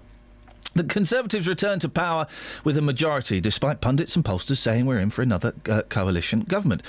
Well, the result has led to calls for the voting system to be changed after figures showed UKIP secured almost 4 million votes but only managed to get one seat. Well, let's have a little chat about this. I'm joined by Alistair Burt, the former Foreign Office Minister and Conservative MP for North East Bedfordshire, who's in favour of first past the post, and comedian and Green Party activist Jake Yapp, who thinks proportional representation will be better. Morning, gentlemen. Thanks for coming on the show. Hello, Ian. Good morning. Alistair, let's start with you. Why do you think the current system is OK? OK. Firstly, it provides single-member constituencies, so people have an MP, and that MP represents everyone in the constituency, whether they voted for them or not. Secondly, it provides an opportunity to change governments. Governments change regularly in this country. It's very important to know that you can throw the rascals out. A system of proportional representation might make that sort of much more difficult. Thirdly, if you get on to PR, exactly what sort of system do people want? There's a whole variety. I don't think anyone who supports first past the post claims that it represents proportionality, in that critics are quite right. You can have a lot of votes but very few MPs. What the system does is it exaggerates the trends in an election in order to make sure there is a clear choice of government. And more often than not, governments are produced that are single parties, they run the country, they are accountable, they can make changes, and then if they do a good job, they stay. If they don't, you can throw them out. Now, all those advantages are with first past the post. There is a disadvantage in terms of proportion. I wouldn't claim otherwise. But people have got to be sure, if they want to change first past the post, which has served us well for many hundreds of years, then they've got to be very sure what it is they want in return. If people want permanent coalitions, all the fuss we saw in the run-up to the election, who's going to get into bed with who, if people want that to be a permanent part of their life, go to PR. Jake, what's your beef with first past the post? Well, I think it worked a long time ago when there were basically only two parties, and I think that whether you like it or not, that system has changed. We've been told that, this exaggerates trends. What it does is it just discards millions upon millions of votes, and never more so than now. The Conservatives got 36% of the vote, but they've now got a majority government. UKIP won 12.6% of the vote, and they only got one MP. The SNP got 4.7% of the vote, and they returned 56 MPs. I don't think the system is applicable now when we live in a political landscape with many more parties and many more voices wanting to seek representation. But what about the points that Alistair makes, the reasons why, in his opinion, it wouldn't work? I think it would work. It works perfectly well in many, many countries. We're the weird ones across the world. And personally, I quite like the Swiss model. At the moment, you have to vote for a party that's got a manifesto with a fleet of policies in it. You kind of have to pick the one that's got the fewest policies that you hate. It's kind of like buying a box of chocolates where you have to have the ones with all the centres that you don't really like.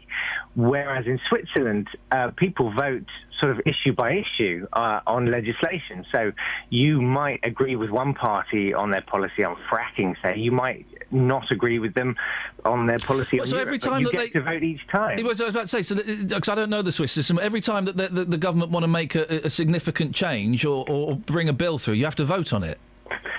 It's called, I can't remember what it's called something like active democracy.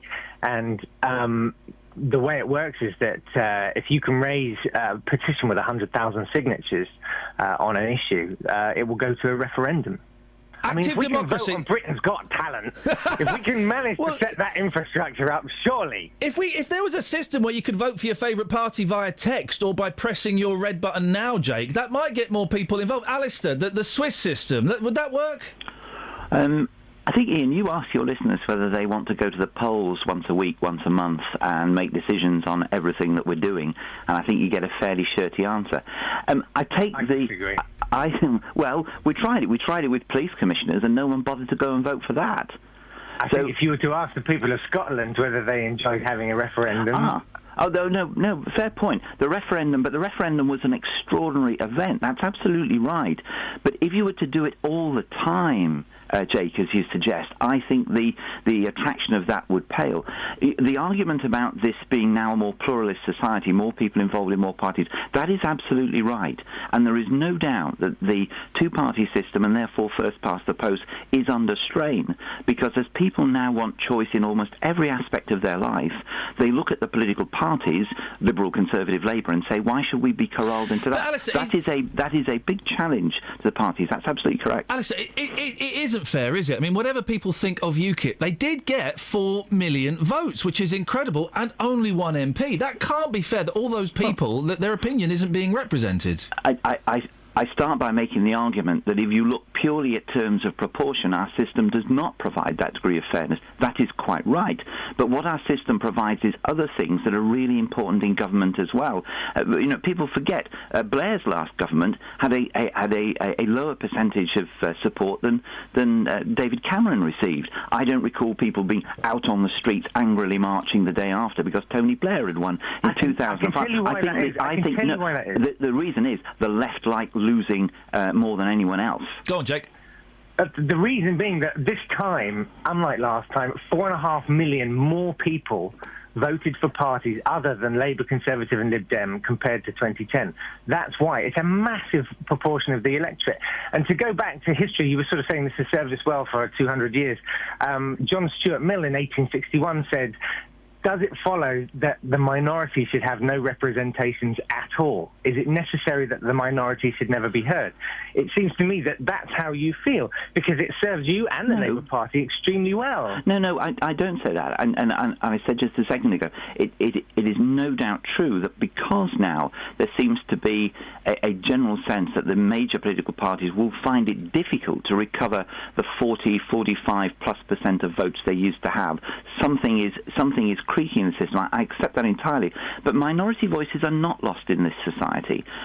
It's more than just Parliament. Parliament makes the ultimate decisions, but we are all influenced. Political parties are influenced by minority groups that campaign on various things. That's the way our system works. Well, some people might disagree with that, Alistair. It's a delicate balance, but just to say that just because people vote for a party that doesn't win, it's all a waste, I'm not so sure. But again, I come back. If you want to change this, fine, but then be very sure what it is you want to change to and what it is you're trying to get in return for that change. Jake, can I just... is this not... The talk of PR and the kind of demonstration rights, whatever it was that was happening last night, is that not just sour grapes? Well, look, I think it's a very angry minority of people who feel that there is no other way to register their protest. And that kind of is That's where the wrong. argument for PR comes in. Lots of other it's wrong. ways I'm not going to deny that.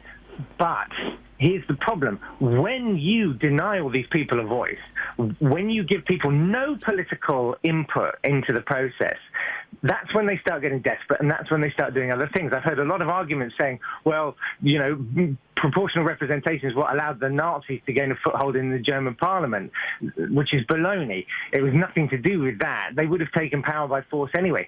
The problem is, if you look at Northern Ireland, once people got brought into the democratic process, the terrorism started to abate. It's when you give people no voice in Parliament that they'll start getting desperate and they'll start turning to violent methods of protest. No, I think that's terrible. Jake, I think that's a terribly dangerous argument, that just because our political system does not produce proportionality in terms of votes, there is no voice in the political process, there is no point in people taking part in other forms of activity rather than being massed on the streets. I don't believe that's right. As I say, Parliament is much influenced by campaigning that's done every day by all sorts of groups when throughout a million society. people took to the streets to protest against the war, that didn't have any influence, did it? No, but more than a million people took to the streets in terms of the Countryside Alliance, and that didn't change Tony Blair's view about hunting either. There will be. It should have done. Listen, well, I'm not but that was pushing my own agenda here. Hold on. That was 1 million people. You know, this is a country now of about 60 million people. If you want to try and decide everything, firstly by majority, the majority is not always right. And how do you make sure that in a process? Does it matter, Alistair? Does it matter if the majority are right or not? Jake, do you want a referendum on capital punishment? I think there has to be a referendum on capital punishment. I don't want capital punishment, but I accept that most people do. Oh, so we should change the law. We should change the law, whether someone like me thinks it's right or wrong. If it's the will of the people, then yes, I think you do. Well, in that case, you're not a politician. You're a majoritarianism. You're a majoritarian. Yeah, you majoritarianist. Whatever the majority thinks must be right. I have to say, I'm not sure that is entirely correct. Gentlemen. And you have a political system. Your attitude Jake, to you've got the last 30 seconds. No, it doesn't. Gentlemen, Alistair, let's give Jake the last 20 seconds. Go on, Jake.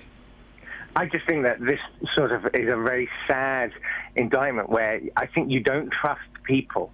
And I think that people actually are very careful and very conscientious. I think when you look at juries, they take their job very, very seriously. And I think that the electorate, if they were given more responsibility, would take it as seriously as they possibly could. Jake, didn't the British public vote Steve Brookstein as the winner of the X Factor one year? It just goes to... you got me. Yeah, they're not always right. Gentlemen, I really appreciate... And didn't we have a vote only a handful of years ago on an alternative voting system, and the public said no? Gentlemen, I'm going to end it there. You've been very good sports. Thank you very much indeed. Alistair Burt, former Foreign Office Minister, Conservative MP for North East Bedfordshire, and Jake Yapp, who supports the Green Party and is an excellent comedian, and I thoroughly recommend you go out and see him. Travel news for beds, cards and bugs. BBC Three Counties Radio. There are queues on the M40 towards London from Junction 2 for Beaconsfield towards the M25 because of an accident there between a van and a car. On the M1 northbound there's a lane closed between Junction 10 for Luton Airport and 11 for Dunstable Road because of a breakdown. And the M1 southbound is stop-start from Junction 12 for Flitwick to 9 for Redbourne. On the A1M southbound it's starting to look really busy from Junction 8 for Hitchin to 7 for Stevenage. And the A1 southbound is slow approaching the Black Cat roundabout all the way back from the St Neots Junction. On the train to the 7:37 service from Luton to Bedford is delayed by 40 minutes. Samantha Bruff, BBC Three Counties Radio. Across beds, hearts and bugs. This is BBC Three Counties Radio.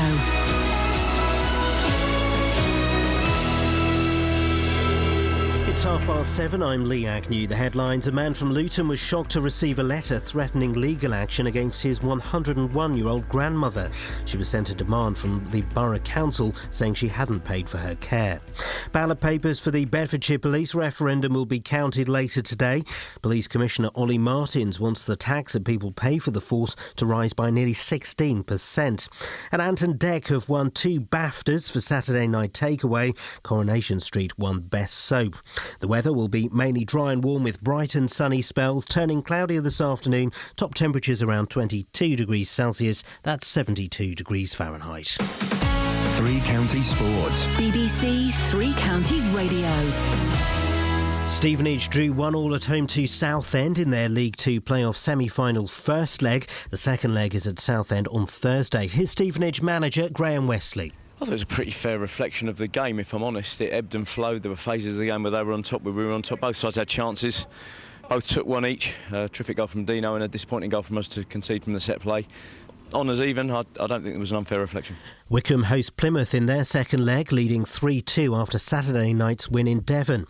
Plymouth had a healthy home support, something manager Graham Ainsworth hopes his fans will emulate. Away from home with 15,000 fans behind them, wow, if they'd have had that every week, I'm sure they'd be flying in the league, you know. It just goes to show. I think there was about 6,000 here when we came earlier in the season, so I just hope that the Wycombe fans have taken note of that and go home and tell all the mates to come along on Thursday and get behind us, because we're going to need them.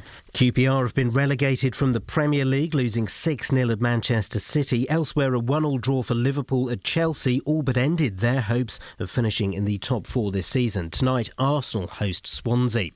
Hertfordshire's Lewis Hamilton came second in the Spanish Grand Prix ahead of Sebastian Vettel, but behind his Mercedes teammate Nico Rosberg. Here comes Nico Rosberg. He wins the Spanish Grand Prix, and he stops Lewis Hamilton for once, but Hamilton will bring his car home in a fighting second place. He had to deal with Sebastian Vettel today. It cost him too much time, but he still maintains the championship lead, which is crucial to him. Woo-hoo! Yes, go on! Good job, Nico, good job. Excellent race, well managed, really good job. And finally, Andy Murray beat Rafael Nadal in straight sets in the final of the Madrid Open. BBC 3 Counties News and Sport, more at 8 o'clock. There's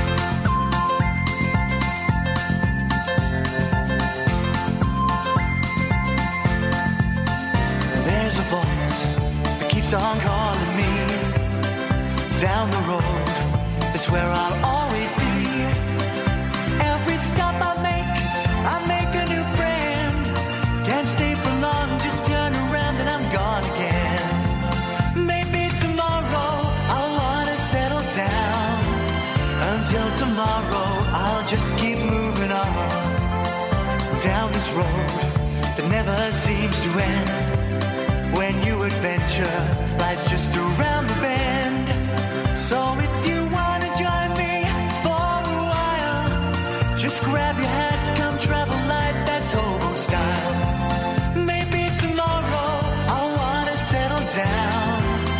Until tomorrow, the whole world is my home. So if you wanna join me for a while, just grab your hat, come travel light, that's old style. Maybe tomorrow I'll wanna settle down. Until tomorrow, I'll just keep moving on.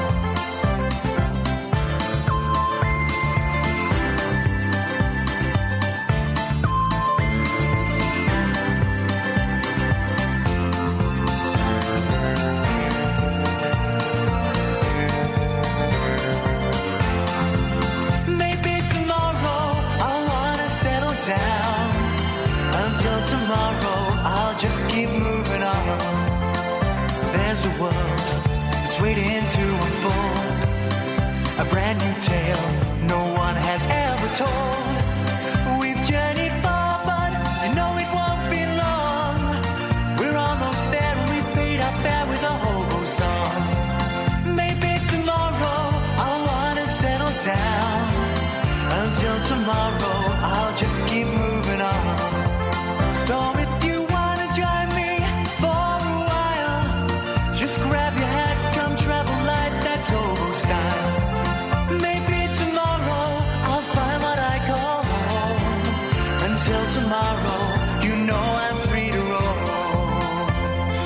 When have you scared children? Don't have to be yours. 08459 455 555. Just one quick thing. Sally Burko. Oh. I mean, why would she have an affair with a man who looks like Eric Morecambe on a bad day? It's a strange thing to... I mean, Sally Burko, let's be honest. I mean, I bet... How can I phrase this? Carefully. I bet she's mucky. Well, I mean, that's the... Do you know what I mean, No, but that's the image she's putting out. That's the image she's putting out with the bedsheet I bet shot she's... and everything. This is better. This is less litigious. I bet she's a good time gal. No, I think that's still as bad. Is that still as bad? Yeah. Okay. Okay. But that's the image she's put out there. I just think, why is this news? Sally Burko. She's not in a position of power. Who cares? Cheated on common speaker husband John. Local and vocal. With his cousin. Yeah. We've got a few stories about him with his cousin for almost a year. A friend said Sally, 45, and lawyer Alan Burko, 57, have been seeing each other since last summer and were completely in love. Oh, dear. Love is blind. That would explain it. Well, that would explain it, wouldn't it? Just it would, wouldn't it? Would, just yeah. Love is strange. What else is love according to popular songs? Love is strange. a battlefield. Yeah, there we go. Yes, yes.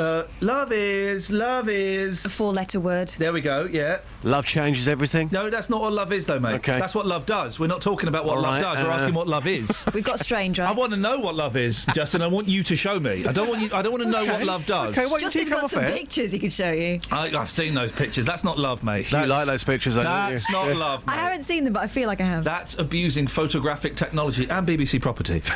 Love is all you need. There we go. Well done. Love is a many splendid thing. Yeah. Anyway, yeah, that was fun. Right, Justin. Gilbert O'Sullivan. He's going on tour. He's releasing a new album of Latin theme music. I bet that'll be rubbish. But he is playing June the 13th, Saturday, June the 13th. He is playing. It's my birthday week then, guys. He is playing. Yes, it is. He's playing the St Albans Stadium Arena. Let's get free tickets, Justin. He's doing it for you. He knows it's your birthday. He is doing it for you. That's what legends do. They have special powers. I've sent an email and I've done a tweet, so hopefully it's all in the pipeline. And we're going to get Gilbert on the show, Justin. Hats off to Gilbert O'Sullivan. You've taken this to the streets. You've got the memories of the public. Yes, I have. And to be fair, Ian, I could have probably filled a whole 3 hours of one of your programmes with his memories. As soon as you mention his name on the streets, people's faces, they just, they light up. Well, I imagine some may screw up in a, Who? No. Oh, no. The opera guys? No. People love him. I've been on the streets this morning getting people's memories of the great man Gilbert O'Sullivan. Here's what happened.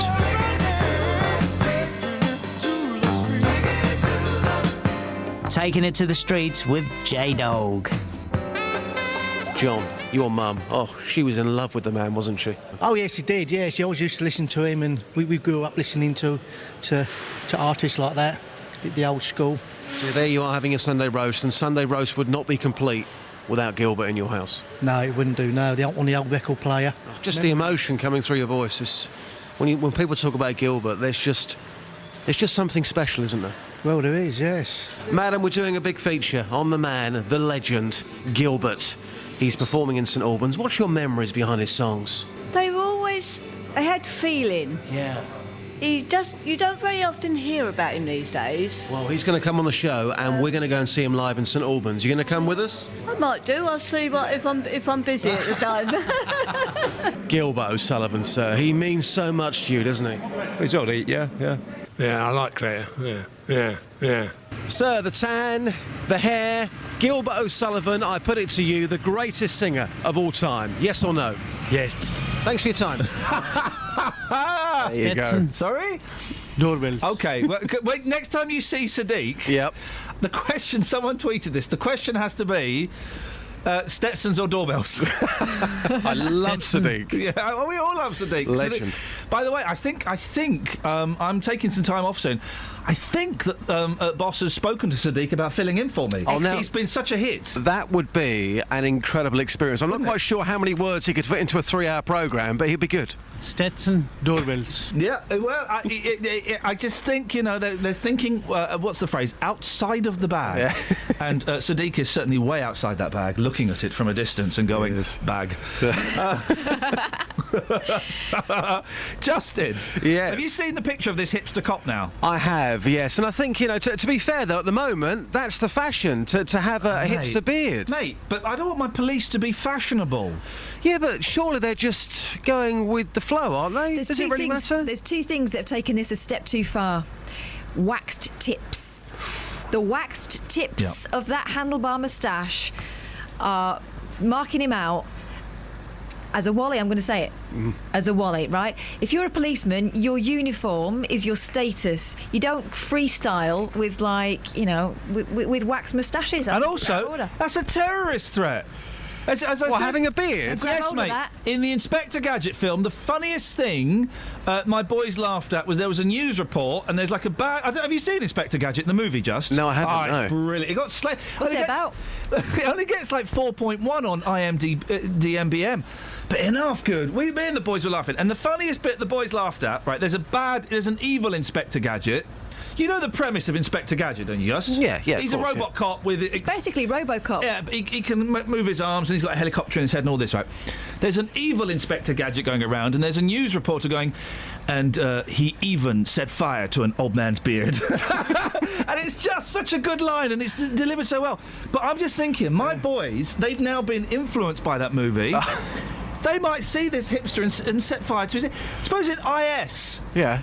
They kidnap his beard. But they hold his beard hostage. Look. And chop his beard off. They've got previous. If he can do the job, who cares if he's got a beard, if he's got tattoos, if he's got earrings, if he's wearing a skirt? If he can do the job, what's the issue? Well, earrings and skirts are easily pulled offable. Yeah, that's I get that. Health and safety. Yeah. The serious thing about earrings and beards is that they are health and safety, because you could grab hold of a beard and you could cause a lot. They're serious. You could cause a lot of damage. He's giving us that, Tash, by waxing the ends of it. He's offering it up as a something to grab. I think it's outrageous. Can you take it to the streets, Just? Of course I can, with pleasure. Here's another one. Yeah, go on. This is from Jill, who's a regular contributor to the show, and OK, she talks about the beard, OK? Of course coppers can have beards, as it would discriminate against Sikhs who have beards on religious grounds. The height restriction went down about 25 years ago, and here's the thing. To encourage Asian men and women to join, as their height average is shorter than Caucasians. Are Asian men shorter than white people? I've seen some tall Asians. Is that a thing? I'm thinking about it. I don't think I've ever seen a tall Indian man or a tall Pakistani man. I don't think I have. Certainly never seen a tall Chinaman. Well, we know that. Well, yeah, but I've never remarked upon the shortness generally of Asian men. And Justin. Yeah. Just tread carefully. Yes, oh, dear. Can you try and find a tall Asian man for us today? Yes. I shall go looking on the streets. How tall is Sadiq? Can you get him to step out of the cab? Oh, no, Sadiq's quite short. Of course He's about 5'3", but it's not about how tall he is, it's about what comes out of his mouth. Oh, it's how big he is. Yeah, exactly. Well, can you try and this is a genuine thing, I'm being slightly flippant, but we're trying to prove Jill's rule. Yeah, are Asian men famously shorter than Caucasians? Japanese people are... It's when you go to Japan, if you see a tall Japanese person or a Japanese woman, that's... built. That's stacked, you go, cool, blimey. You don't see that very often. I knew a tall Japanese man called Wataru. What a rude man. Took me a second. Justin? Yes. I know you can do both of these. I know you can handle them delicately. Yes, no problem. Thank you, Just. Take care. Ta-ta. He was really tall. He was about 6 foot, I'd reckon, 6 foot 4. 6 foot's not tall. 6'4". Kelly, are you an Asian man? Because you're very short, aren't you? Sorry, say that again? Probably best you just say no. What was the question? Are you an Asian man? Am I an Asian man? Yes. No. There we go. Okay. Not today. Not today. Is that a thing? I didn't notice it being a thing. 08459 455 555. I don't know. I just don't know. 81333. Start your text 3CR. We'll take some calls and texts after this. Travel news for beds, cards, and bugs. BBC Three Counties Radio. The M40 into London's really slow after an accident earlier. They're accused now from High Wycombe East all the way towards the M25 after there was an accident there with a van and a car. On the M25 anti-clockwise, it's also busy at junction 21 for the M1 to junction 16 for the M40, and the M1 southbound is stop-start from junction 12 for Flitwick to 9 for Redbourne. On the A1 London road, that's slow from the Akbar at Georgetown Road towards Bedford Road at the Sandy roundabout, and the A1 southbound's also looking really slow from Eton Sokran towards the Black Cat roundabout. In Bishop's Stortford, the A120 is busy in both directions between Bishop's Parkway and Ermine Street at the Puckeridge roundabout. Samantha Bruff, BBC Three Counties Radio. Thank you, Sammy. Of course, you know what the Japanese word for sandwich is, don't you? Sandwicher? Kind of. If you don't, this is the trick in Japan. If you don't know what the word is, put u at the end. Sandoichi or e. You put sandoichi. Biru is Keki. another. Keki. Ice creama. No. Honestly, ice cream. They don't do the accent. Ice creama. They do. I was in a HMV over there, and I was trying to find a Japanese band called the Pizzicato 5. Now, they're a Japanese band, and their name is Pizzicato 5. And I was going to Lady Pizzicato 5. She's going, don't know what you're talking about, mate. You don't speak English. Pizzicato 5? No, I went, Pizzicato 5. She went, yes, over here. Honestly, it's wonderful. 7:46. It's Monday, the 11th of May. I'm Iain Lee. These are your headlines on BBC Three Counties Radio. A man from Luton says he was shocked to receive a letter from the council threatening legal action against his 101-year-old grandmother. The result of the Bedfordshire Police referendum will be announced later today. And Mackenzie Crook won a BAFTA for The Detectorists. I recommend you go and buy it on DVD. Beds, Herts and Bucks weather. BBC Three Counties Radio. Good morning. It's not a bad day out there today. We've got a bit of high cloud, the sunshine a bit hazy for parts. Excuse me, but eventually we'll see the sunshine proper. A bit of thicker cloud moves in as through the middle part of the day, which we could see maybe a spot of rain, but it's unlikely. It looks like it's going to stay dry. The rain kind of disappears by the time it gets to us, and that cloud will then thin and break, and we'll get some sunshine to end the day. It's going to feel quite warm as well today. We're looking at a maximum of 22 Celsius. Overnight tonight, clear at first, but then the cloud will increase. Could see some showers develop by dawn. The minimum double figures at 10 Celsius. So rather showery to start with tomorrow, but it will clear quite quickly, and then we're going to have a largely dry day. Sunny spells, but a breeze tomorrow, so it will feel a bit cooler. Maximum temperature 17 Celsius, and that's your forecast. Every weekday morning. Coming up at 9 on the Big Phone In this morning, is it a good idea to make jobless teenagers work for their benefits? How would you like this country to stand up to President Putin? Are you surprised to see British people being blatantly racist? The JVS Show. I think we've got to get over this issue about racism doesn't exist. It has existed. It will probably carry on existing. What I wanted to say is they've got this completely the wrong way around. You know, that is also true. That is also true. You will always get some, but they are such a minority. I think the man's a buffoon. Get him up, get him out of bed, give him a sense of purpose. The JVS Show. Do you think we have got to, as a country, start taking this issue more seriously? Every weekday morning on BBC Three Counties Radio. Right, so are Asian people tall or short? Ian has emailed in. My mate Cully is a Sikh and is 6'4". Mm-hmm. My Chinese friend Chen is 6'5". Both are lanky and 10 stone wet through. He's right, actually. You do get a lot of tall Sikhs.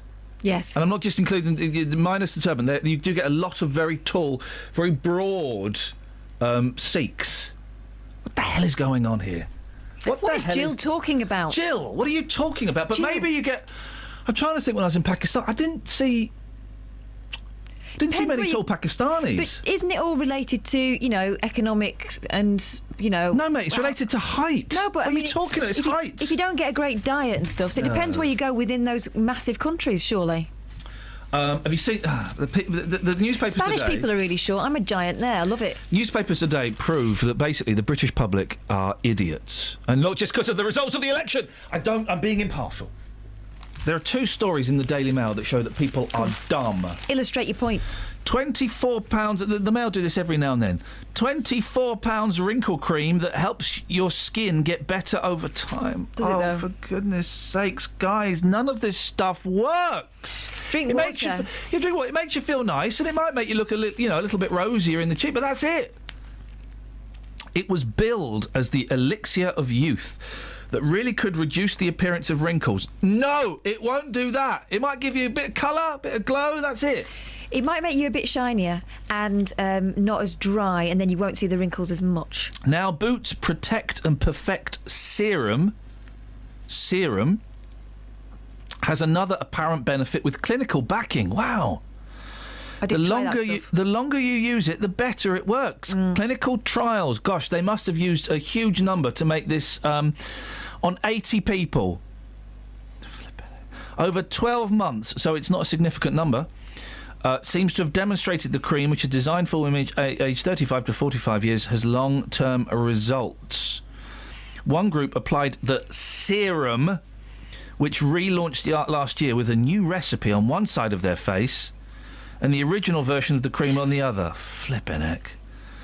An independent clinical research... Mate, guys, these things don't work. So that's... when I was in Paris once, I got tricked into buying some stuff for my eyes, like cream to rub on my eyes, and for some reason I got sucked into it. As I walked out... It wasn't Dead Sea stuff, was it? No. Because I got tricked into that, and she was a very good saleswoman. She was great, this woman. She made me feel so warm and loved. Yeah. And then as I walked out, my girlfriend at the time went, why did you, of all people, fall for that? And the magic wore off. I was like, oh, nuts, that's like 20 quid on a load of rubbish. So there's that, right? There's that shows what we are dumb.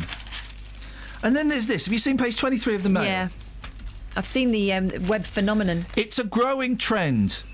Restaurants serving food on shovels, dustbin lids, even iPads. I've seen it on blocks of wood.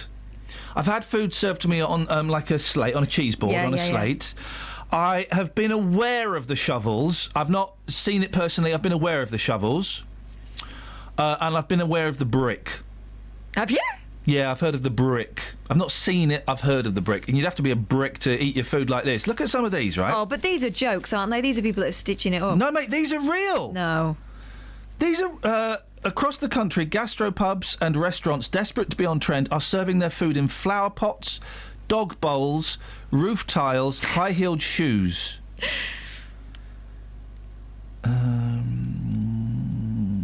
These are real pictures. An enterprising chap called Ross McGuinness has founded a campaign group called We Want Plates. He's been inundated with pictures from disgruntled diners of their bizarre experiences. At one breakfast on the Isle of Man, the breakfast fry-up is served on a shovel. Elsewhere is being served not in a basket, but in a flat cap. Oh, for crying out loud. Cocktails are no longer poured into elegant thin stem glasses or crystal tumblers. All drinks must be served in jam jars. Yeah, I've seen had that. Yeah, oh, hipsters. Retro milk bottles, fish bowls, toy treasure chests, and even ski boots. Oh, for crying out! Are these real? I don't believe the shoe one. Croquettes in a trainer. No, that's nonsense. I mean, these no, and I don't believe the ping pong bat either. Oh, I believe the ping pong bat. Potato wedges on a ping pong bat. No, why? Oh, because I tell you why. Because loads of trendy media companies have got a ping pong room now. They got ping pong rooms. Trust me, I've been to them. We used to have one. Yeah, oh, for crying out loud. And in town, Birmingham city centre, there's a ping pong table in the middle of the centre. In London, in Soho Square, there's 2 ping pong tables. It's just used for tramps to sleep on. It's more useful. Oh, for crying out loud. We want plates. We want plates. What you got, Boyles? Oh, yeah, legal rights for chimps. What? Well, it's something we've all been crying out for. Hang on, it's page 11. Keep listening, Justin, this relates to you. Of The Independent, what no one reads in this place, apart from me. Yes, gosh. So this is the one story that caught my eye. Chimpanzees will receive special legal rights recognising that they are autonomous and self-determining beings, according to a lawyer who's leading a US court fight on behalf of 2 chimps who vowed, I think the lawyer rather than the chimps vowing this, it's just a matter of time before they get the status they deserve. Professor Stephen Wise, president of the Non-Human Rights Project. The what? Non-Human Rights Project. What? Is leading. This is the thing. Leading a high-profile court case in New York to secure the release of 2 chimps, Hercules and Leo, held at Stony Brook University in New York. While he denies that they would or should be granted human rights, he believes people are finally starting to take seriously his claim that chimps are being unlawfully detained in zoos and research labs, and they deserve to be granted personhood. Yeah, they should be allowed to dress up as bellboys and carry your luggage to your hotel room. We all know that. He wants us to stop treating them as things and treat them as persons instead. Men are nipping out for lunchtime anti-aging Botox jabs, with 1 in 5 not telling his partner. Hang on a second. If you don't, well, you wouldn't need to tell your partner, because they'll come back and go, "What's wrong, dear? You look terrified." "I had Botox." "I had Botox." Don't look terrified. You look like you can't raise your eyebrows. "I had Botox and I really love it." Why does anyone still get that stuff done, guys? Horrible. You can buy cream for 24 quid that does it for you. It's horrible. You can buy the cream. Is that? I didn't realise that Botox was still a thing. I thought we'd kind of gotten over that. They think that they've managed to refine it so you can't tell. They think wrong. You can tell. There's always something a little bit odd about someone who can't, either move their mouth properly or their eyebrows. Anne Robinson, a woman I've had a mad, passionate love affair with for the last 20 years. You told her so as well. Yeah, I did tell her that I thought she was hot.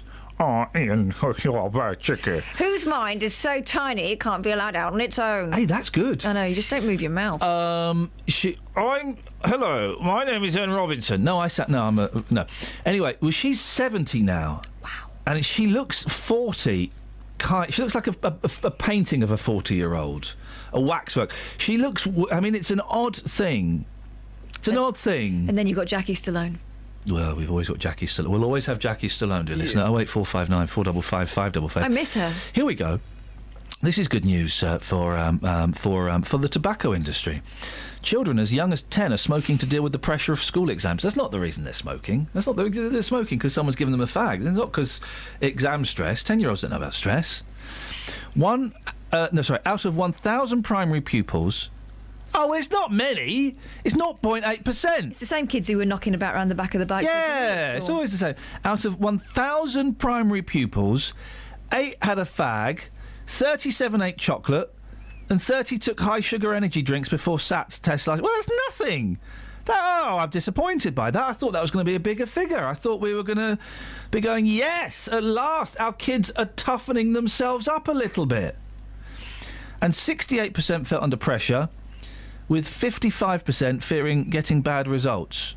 Well, that's called exams. And do you know who did this survey? This is weird. Have a guess who did a survey about kids smoking and being stressed under exam conditions. Let's Revision Guides. Kellogg's. Let's Study AIDS was the thing. Have they changed the title now?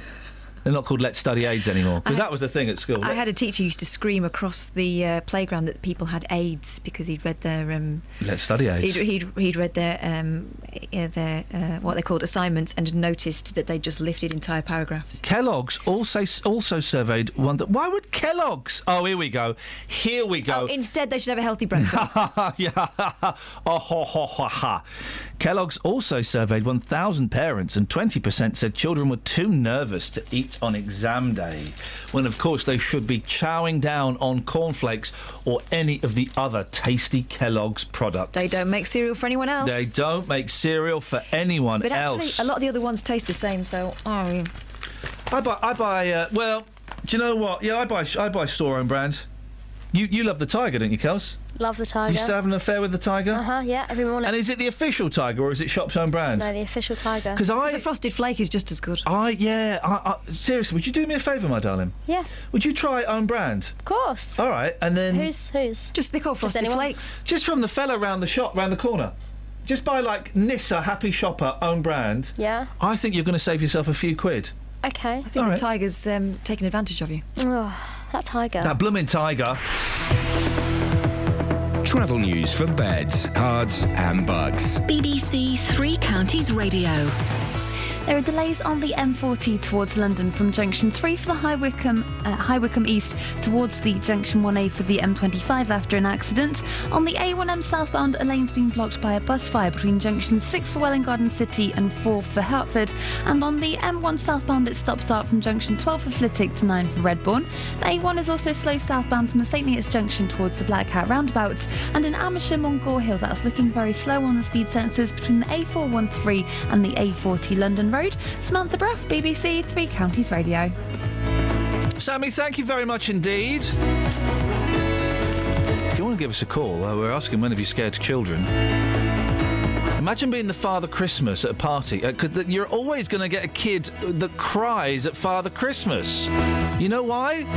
Because it's terrifying. You can give us a call about that, or, you know the rules of the show, guys. You can give us a call about anything. Put anybody on.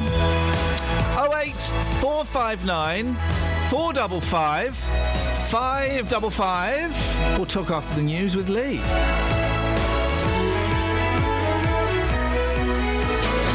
Local and vocal across beds, hearts and bucks. This is BBC Three Counties Radio.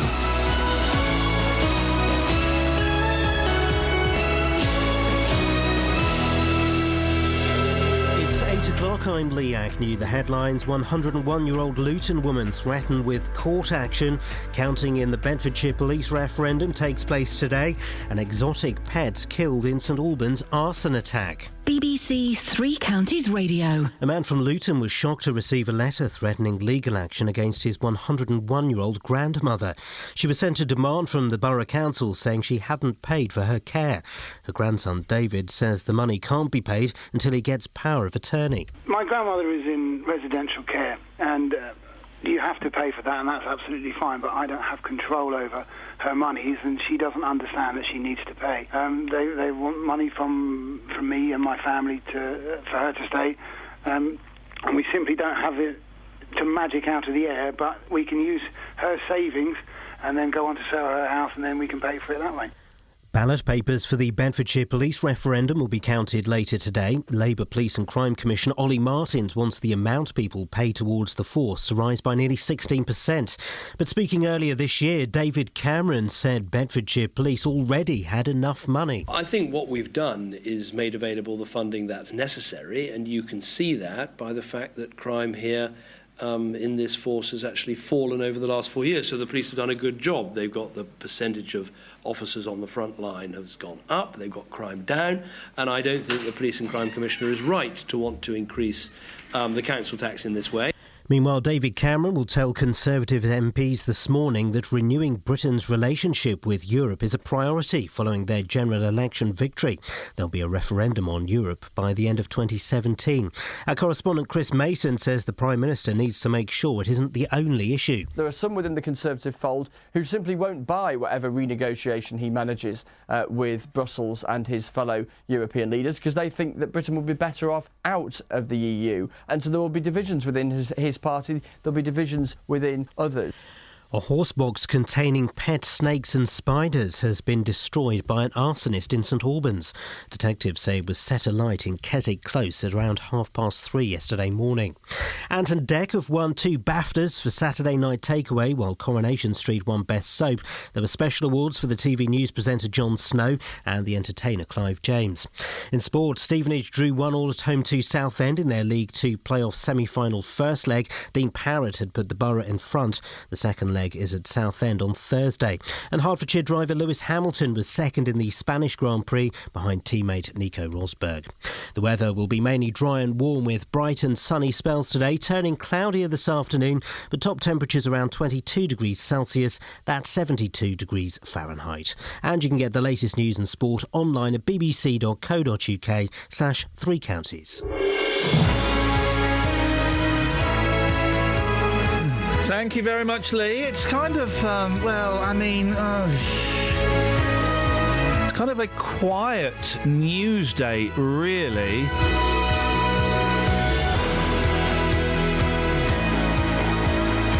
So we just sort of, we're meandering through the stories, We're asking, ever seen a tall Asian man? I said that out loud and it made me laugh. It made me laugh. We are genuinely asking that. Jill has said that we're talking about coppers with beards, right? And I didn't... let me finish it. Hang on a second. Let's get into it. Across beds, hearts and bucks. This is BBC Three Counties Radio. We're talking about coppers with beards. I didn't think that police officers were allowed to have beards because it's dangerous. The same reason they wear clip-on ties is so that they can't be strangled, and the same reason that I thought they weren't allowed to have beards, so you couldn't pull it and use their head as a weapon. And you said, well, no, they're allowed to have beards nowadays. and that you get shorter police officers as it encourage more Asian people to join. Well, hang on, are Asian people small? I don't know. So we're asking that. 08459 455 555. That's how quiet a news day it is. We're asking, have you ever seen a tall Asian man? You know, you can kind of get from that we're scrabbling around a little bit. I mean, you might be the tall Asian man. Yes. We think that we've seen tall Sikhs. Yeah, we have. We've seen tall Sikhs, but we're not sure about the other... I've seen tall men. I'm just trying to remember, what flipping race they were. Yes. Oh, did you not ask them at the time? I didn't notice that it was a thing, that's all. 08459 455 555. And after the results of the general election, we're asking, do you think the voting system is fair? We've had a lot of people kind of kicking off, it's not fair. And... I don't know if it is fair. I mean, the protest last night felt like sour grapes. Mm-hmm. You know, they won. They won fair and square, legitimately, with the system we've got. So why are you going around writing swear words on war memorials? Listen, I quite like a placard. The swear words on the memorials, not so much. I like the fact that people are able to go out and protest. But, what do they expect to happen now? Yeah, I mean, it's weird because they were just protesting the fact the government got in. Sure, well, I would suggest, guys, save your protests until they pass something that you don't like, and then amass your forces and then protest that. What's Michael Gove in charge of now? Justice. Is he Justice? Right, Michael Gove. That's Michael Gove, who's pro-hanging, yeah? Oh, right, OK. The Michael Gove I think his quote that popped up in an interview was, I would like justice to be fair under the shadow of the noose. It was something like that. I've paraphrased it a bit, but it was along those lines. And he used to be in charge of schools. Right? Yay, guys. Chris is on the line. Morning, Chris. Morning, you lot. Blimey, all right. How are you doing? You all right?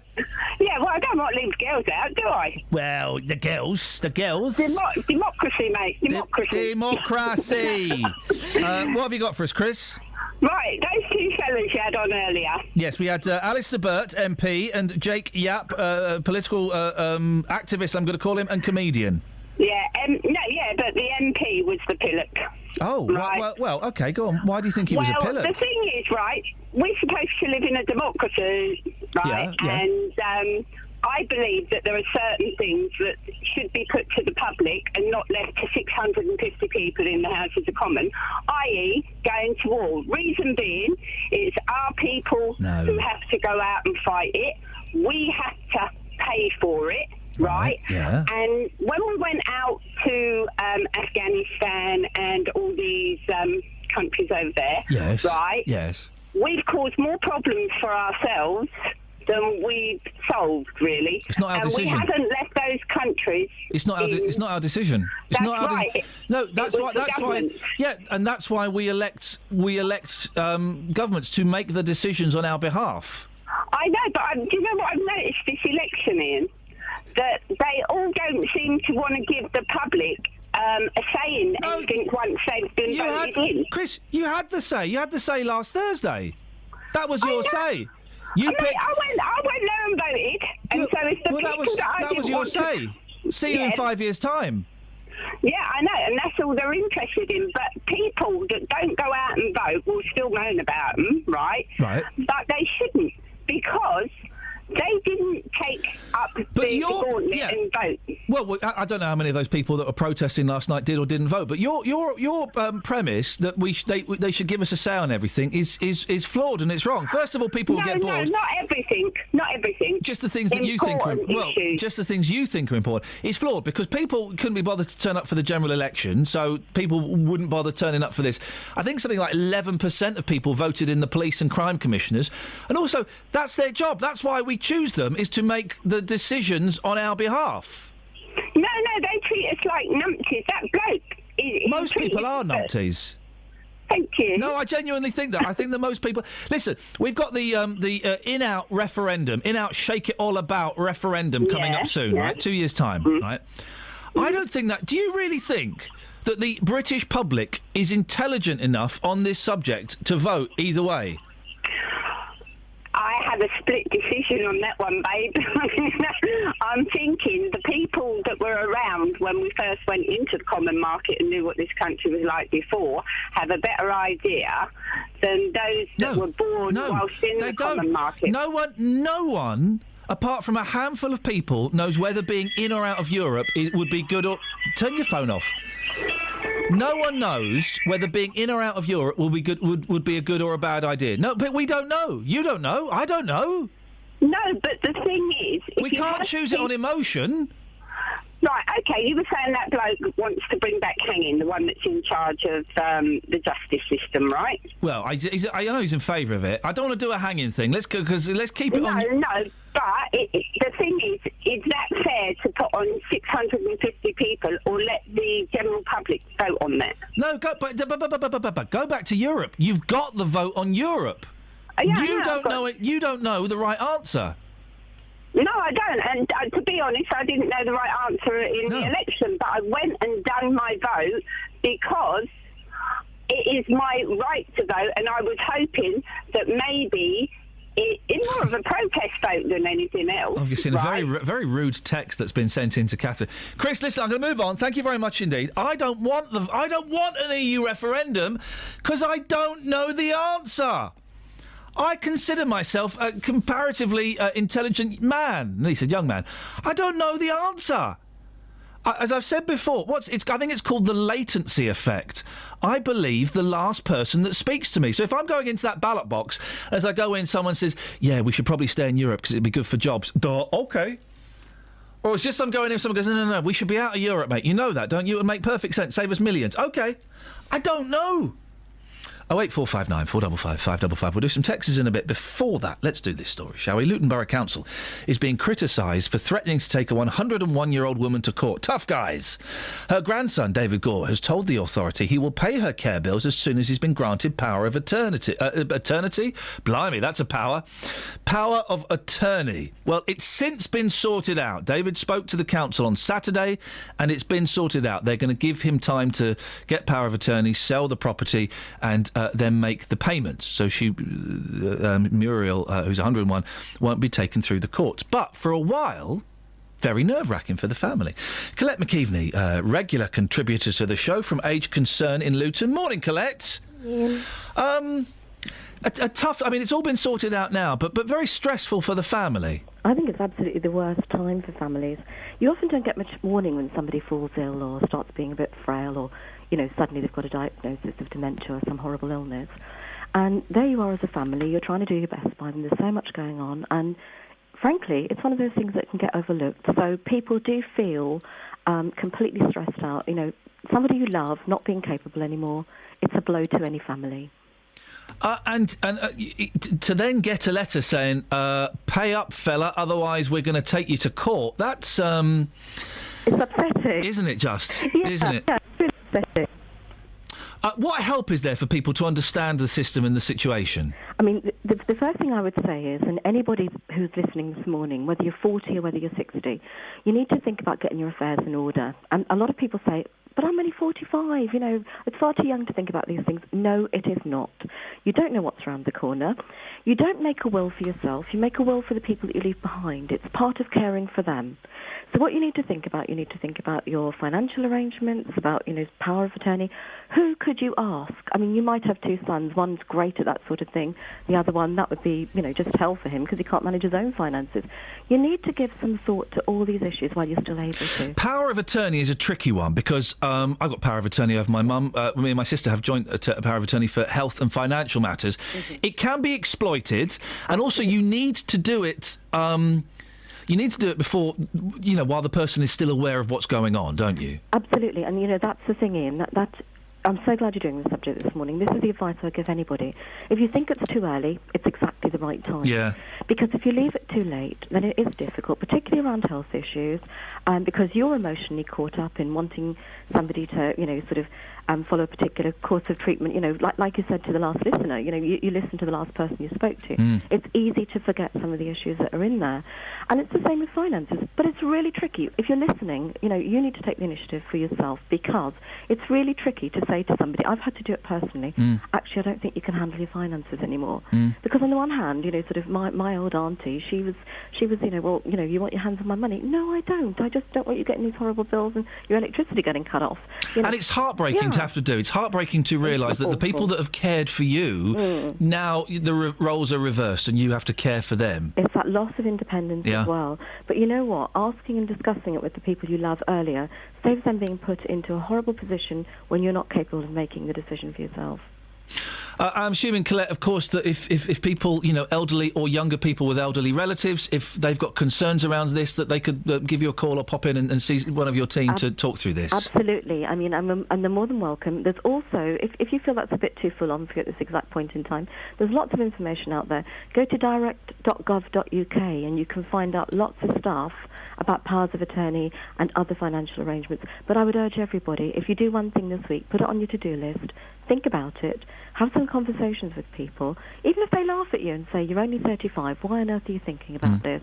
Say, I don't know what's around the corner and I want to be organised. And it's dead simple. You go to a solicitor and, there's a few forms and a few questions and they kind of check to make sure that the person is well and is aware that's what's going on.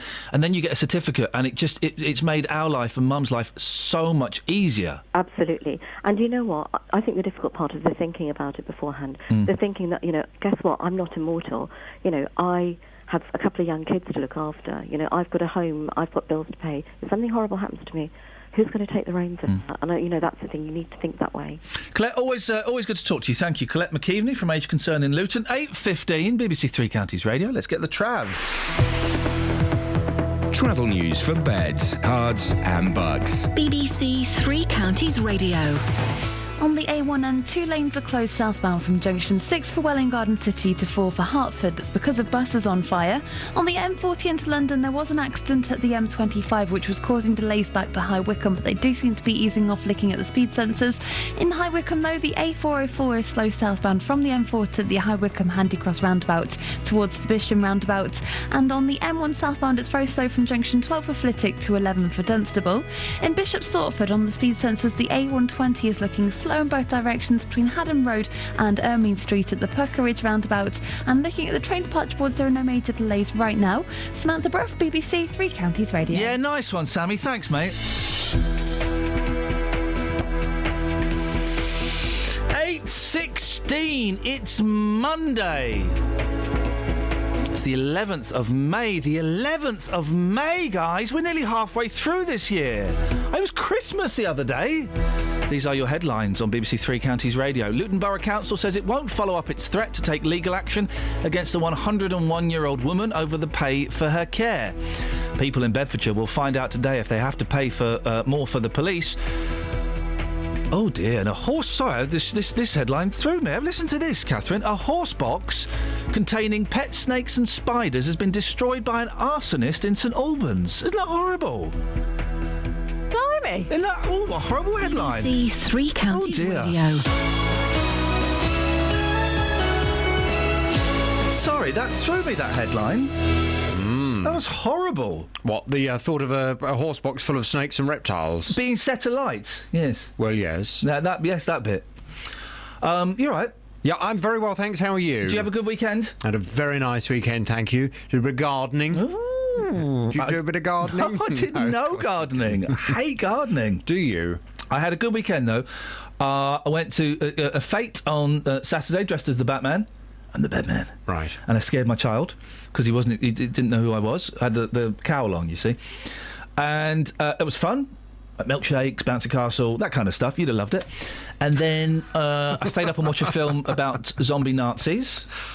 Oh. Yeah, it was. Yeah, now you're interested. Now you're not laughing. Yeah. This sounds... zombie Nazis. This sounds like a very different weekend to mine. Frozen underground. And then on Sunday, watched the Bob Dylan film, and then I went swimming with the boys. It was great. Right. When I say the boys, I mean my children, not the lads. We didn't go, hey guys, let's go for a swim at the leisure pool. So all in all, it was a thoroughly good weekend. Oh, good. Mate. Yeah, really nice, thanks. My next-door neighbour was, as I was doing this gardening, my next-door neighbour gave me a bit of advice. Yeah. Because I got some weeds, vine weeds. Oh, yeah. In my garden, they kind of wrap themselves around all your plants. So I was telling my next door neighbour, not Japanese, not weed. No, it's not that. But I was telling my next door neighbour, who's a senior citizen, and she said, "Do you know what her method was?" Oh God, is it racist? Okay. of racist. I just want you as a senior citizen. I'm imagining you live somewhere quite posh, so I just put the two together. No, my next door neighbour said I need to get a paintbrush. Oh yeah. And apparently you have to paint the leaves of the weeds. You have to get in the flower bed and paint each leaf with weed killer. Oh. And she said you need to get yourself just a little paintbrush just so you can get all on. So is that seriously what I have to do? I have to get in a flower bed and I have to spend an entire day painting the leaves of weeds. Oh, for goodness sake. To kill them. Well, can't you just rip it up? Apparently they keep coming back, because that's what I've been doing, and the blooming things keep coming back. I know the thing. It grows really quickly. It's long and thin. Yeah, and it wraps, it strangles. Just pull it off. Just go in the garden and pull it off. I do that. Right. I pull it off in the garden. Do you? Yeah, of course I do. Yeah, you've got to grab it quite hard. You've got to be really firm with it and just give it a good yank, and eventually it comes off. Right. I mean, it comes back after a while, but, then you just pull it off again. Maybe this painting the leaves thing is the answer. Apparently it's the only thing that really works. I would take great delight in knowing that you've spent a weekend on your hands and knees with a little model paintbrush. You were saying you'd like to come round to my place. How about we have a weed painting sesh? You come round. Is there a barbecue involved? I'll bring sandwiches. Yes, all right, go on. I'm up for that. I will bring sandwiches and my Xbox. You're going to come to... I'll bring the DVD of the... We won't have time for that. We'll be too busy painting weeds in the flower beds. We need to relax. When we strip down to our underpants, because it's so hot, we can then go and watch Zombie Nazis. I'll bring that on DVD. Dead Snow. This is great. What's the address? I'm sensing you're not the right person to do this weed painting. No, I'll do it. Honestly, I'll be brilliant at it. I'm the best. I'm not having you in your pants. I'm the best at weed paint. All right, I'll take them off. What? Imagine that, me naked. It was naked gardening weekend the other week. Naked in my flower bed painting vineweed. Oh, Jonathan. You do know how to tease. What's on your show this morning? Let's get that image out of my mind. God, exactly. Get it out of mine, quick. Coming up on the big phone in this morning from 9, do you think the Labour Party should listen to Tony Blair? Oh. In the wake of their crushing election defeat, Tony Blair says the Labour Party must move from the left to the centre ground. He says the party must prove that they're the party of ambition and aspiration, not just compassion and care. Former Labour Business Secretary Peter Mandelson agrees that Ed Miliband's move to the left was a mistake and he should never have ditched New Labour. Well, from 9 this morning, I'd like your reaction to this. Do you think the Labour Party should listen to Tony Blair? Do you think it's absolutely right? Does ultimately the Labour Party need to be more Tony Blair-like? From 9 this morning, we'll debate it, and I'd like your reaction as well. Maybe you were one of those voters that voted Conservative at the last election, but previously, when Tony Blair was in charge of the Labour Party, you always voted for him. Do you think if there was a more Tony Blair-like leader, you might switch back? Have you seen the two plums that are putting their names up at the moment? Andy Burnham. Chuka Amuna. Oh, for goodness sakes, guys. You want a leader, Labour. You want a leader. You want someone who's, whether you like Tony Blair or not, he was a leader. Andy Burnham. Sorry, tangent. Don't sit on that fence. I just think they want someone with a bit of charisma to go in there now. Who's left? Oh, not many. And that's the problem, isn't it? Because very often in the Labour Party, those that have the most personality are the most left-wing. I'm thinking someone like Diane Abbott. Yeah. Diane Abbott's got loads of personality, but she's very much on the left of the party, isn't she? There's the more centre they go, the blander they go. The blander they go, absolutely. But then I guess that's the same with any of the political parties, isn't it, really? The big Conservatives with all the personality tend to be the most right-wing. Yes, you're right. From 9 this morning, do you think the Labour Party should listen to Tony Blair? I'll take your calls on 08459 455 555. Original British drama on BBC One. Two magicians shall appear in England. The name of one shall be Fearfulness. I am the man who is destined to restore magic to England. The name of the other, Arrogance. It is time for me to become the magician I am destined to be. The first shall be governed by thieves and murderers. Mr. Strange should know what kind of a man he is dealing with. The second shall conspire at his own destruction. It is the magician who thwarts us. We must destroy him utterly. Starring Eddie Marsan and Bertie Carvel. Jonathan Strange and Mr. Norrell. Starts on Sunday night at 9 on BBC One. No, BBC One. You say who? He's the. You've still not seen Tyrannosaur yet, have you? No. He's one of them. Is the husband in Tyrannosaur? He's a brilliant actor. You'd know if he's got squinty eyes. Squinty eyes. You'd know him if you saw him. He kind of pops up in the background of things. He's a really good actor, actually. Let's have a look. And he's brilliant in Tyrannosaur. Well, why are they giving names then? Why don't they just say the squinty-eyed bloke from Tyrannosaur? Well, because it's kind of an obscure reference. Well, gives you something to Google, doesn't it? Have a little Google, mate. Well, that fella? Yeah. Oh, right, yeah, it looks a bit like a Mitchell brother. Squinty eyes. I don't know. Are we looking at the same guy? I'm looking at this guy. It's from Tyrannosaur? Yeah. The husband? Yeah, it looks a bit like a sort of... Nothing like a Mitchell brother, mate. Yeah, he does. It looks like a thumb. Looks It's nothing... like a thumb in a suit. He looks nothing like a Mitchell brother, mate. Kelly? Yeah. Mitchell brother, innit? You know when... Mitchell brother... Well, he's not bald, mate, so... Oh, this fella is. Who's this then? Oh, maybe I've got the wrong fella. Oh, that fella looks a bit like Lee Agnew. Yeah, Lee Agnew. That's it. He looks like Lee Agnew. Who's the thumb? I don't know who the thumb is, but Lee Agnew, yeah, that's the... and you recognise him, don't you? Yes, I do. OK, you work with him nearly every day, so that's why. I think we got there in the end, Just. I think so. You're right, fella. Yes, yourself? Yeah, good. You found any tall Asians? No, I'm still looking, but the morning is young. What, 8:25? Yeah. You're on till 9. Leave it with me, boss. I'm convinced I can find you a tall Asian before 9. We've had a text through where someone's got the wrong end of the stick on this. OK. Michael in St Neots, it's you two going on about a supposed stereotype or aspect of Asian people. Stop acting like... And then there's 2 4-letter words that asterisked out, and I'm guessing it's probably the worst word in the world and something else. Yep, It's quite bad. No, Michael, it wasn't us that said it. We apparently that's the reason why they changed the height restriction, according to Jill. Yeah, so we're trying to work out whether Jill's telling us nonsense. Jill says that Asian men are generally shorter than Caucasian men, and we've established that you do get tall Sikhs. It's not. It's the joy of doing this show. And I've lost this a little bit recently, and I'm kind of getting it back. Is that just asking like a really simple, obvious question that people go, "Oh, let's not ask that because it's offensive," or "Let's not ask that because it's too obvious." Turns out a lot of people don't know the answer to the obvious questions, and so that's all we're doing, Justin. Well, I'm still looking. Put it that way. Okay. Well, I'm glad you're looking. Yeah. It's good. You've taken the hipster cop to the streets, haven't you? Yeah. Over the weekend, Twitter went into meltdown. This policeman, and it's a bit shocking to be fair. I've never seen a copper look like this before. It's ridiculous, mate. He was a copper at an English Defence League march. He's got a massive, great big beard. He's got the handlebars turned up. He's a hipster. He's looking a bit too cool. You think it's wrong, don't you? I do think it's wrong, mate. I think it's out of order. Well, I think it's out of order. I think A, it's scruffy. Yeah. I think it's scruffy, and I think the police. Honestly, I think the police should look smart. And B, it's a liability. Someone could grab that, set fire to that, cut it off, hold it hostage, do all kinds of stuff. I think it marks him out as being different, and that's got to be dangerous. It makes him more of a target, doesn't it? Doesn't it just? Well, I've taken this one to the streets. I've taken the picture of the hipster copper to get people's reaction. Is this acceptable or not? Here's what people had to say. I think it's perfect. Fair play to him. No problem at all.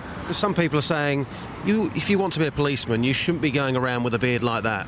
Ridiculous. If you want to be a policeman nowadays, you need to be connecting with the community, and I think that's what he's doing. You think that hipster beard connects him with the community? Absolutely, why not? It makes him different, it makes him approachable, makes him unique. That's what policing's all about, isn't it? That's a load of rubbish, isn't it? It's like tattoos as well. What's the problem with him showing tattoos? I mean, looking at that picture, is he not taking it a step too far, especially with the tash and the handlebars? No, it's better, isn't it? It's better. Well, would you respect a policeman like that, though? Yeah, definitely. He looks a bit more intimidating, doesn't he, with a beard, rather than clean-shaven. Ah, right. So you think you can do his job better with a beard? Yeah, definitely, yeah. No, I think he looks okay, especially today, as beards are now in the height of fashion. I'm a barber and I know this. A lot of young men, respectable people, even professionals have beards these days. Even women. Just lastly, do you like my beard? It's very good. Do you like mine? I like it. Well, I like the policeman's beard too. Hashtag beard love. Anyway, tell that lot to, well, I don't know, get a life. What do you think about that beard, madam? I think that's very wrong because it shouldn't be like that. It should be quite respectable people and people that can look upon them, but that's wrong. So if he's got a beard, you don't respect him? No, you don't have a high respect because, no. I don't simply because of a beard? Yeah. I've got a beard. Do you not respect me then? No, it's a different kind of job, isn't it? Different kind of job. The pub's opened early today, Just. By the sounds of it, yes. Some unusual answers. People saying, do you know what? He's got a beard. He's got a beard. He can do his job better with a beard. It's more intimidating. He can do his job better with a beard, and then people saying they don't respect a beard. I know. Incredible. Justin. Oh, sorry. Can I just say one thing? Good morning, sir. Speak to you later. Thanks. Travel news for beds, cards and bugs. BBC Three Counties Radio.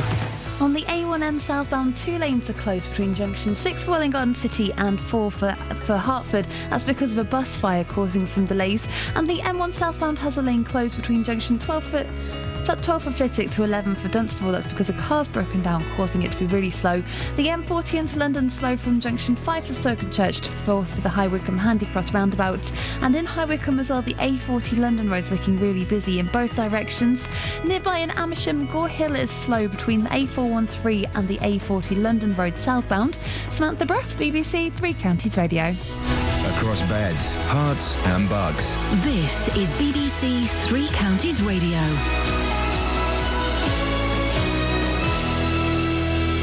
It's 8:30, I'm Lee Agnew. The headlines: Luton Borough Council is being criticised for threatening to take a 101-year-old woman to court. The woman's grandson says her care bill can't be paid until he manages to get power of attorney. Ballot papers for the Bedfordshire police referendum are being counted today. The amount people pay for the police in the county could rise by nearly 16%. And a horse box containing pet snakes and spiders has been destroyed by an arsonist in St Albans. Detectives say it was set alight in Keswick Close around 3:30 yesterday morning. The weather will be mainly dry and warm with bright and sunny spells, turning cloudier this afternoon though, but top temperatures around 22 degrees Celsius. That's 72 degrees Fahrenheit. Three Counties Sports. BBC Three Counties Radio. Stevenage drew 1-1 at home to Southend in their League Two playoff semi-final first leg. Dean Parrott had put the Borough in front. The second leg is at Southend on Thursday. Here's Stevenage manager Graham Westley. Well, the opportunity's there for one of the teams to win a game of football over 90 minutes and go to a Wembley final. If you were given that opportunity at the beginning of the season to play a one-off game to go to Wembley to play for promotion, I think everybody in the league would probably take it. So a great opportunity for us. We've got to get ourselves right. Wycombe host Plymouth in their second leg, leading 3-2 after Saturday night's win in Devon. Plymouth had a healthy home support, something manager Gareth Ainsworth hopes his fans will emulate. Away from home with 15,000 fans behind them, wow, if they'd have had that every week, I'm sure they'd be flying in the league, you know. It just goes to show. I think there was about 6,000 here when we came earlier in the season, so I just hope that the Wycombe fans have taken note of that and go home and tell all the mates to come along on Thursday and get behind us, because we're going to need them. QPR have been relegated from the Premier League, losing 6-0 at Manchester City. Elsewhere, a 1-1 draw for Liverpool at Chelsea all but ended their hopes of finishing in the top four this season. Tonight, Arsenal host Swansea. Hertfordshire's Lewis Hamilton came second in the Spanish Grand Prix ahead of Sebastian Vettel, but behind his Mercedes teammate Nico Rosberg. Hamilton says technical problems were to blame, but he's pleased for the team to claim a victory. I've not had a bad start for a long time, so I think there's a reason for that, but we'll work on that and try to improve for the next race. The pit stops made it very, very tricky. The team made it pretty hard for me today, so but I did everything I could, and I'm glad that I could back Nico up for the team. And finally, Andy Murray has won his second tennis tournament on clay within a week. He beat Rafa Nadal in straight sets in the final of the Madrid Open. BBC Three Counties News and Sport, more at 9 o'clock.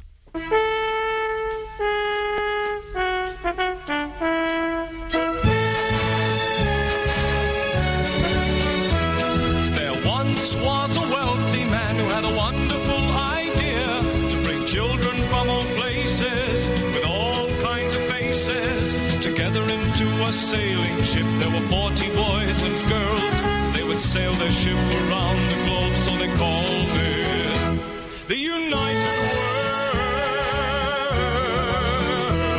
World. The ship was just 3 weeks from shore when a hurricane bore it down. The waves were big as mountains. Surely drown. They jumped into the lifeboats, rowed away from the wreck. They didn't count them, they hadn't time. 5 children were left behind. The children fought the storm all night and finally fell asleep. They didn't realize the ship had been blown across a reef into the lost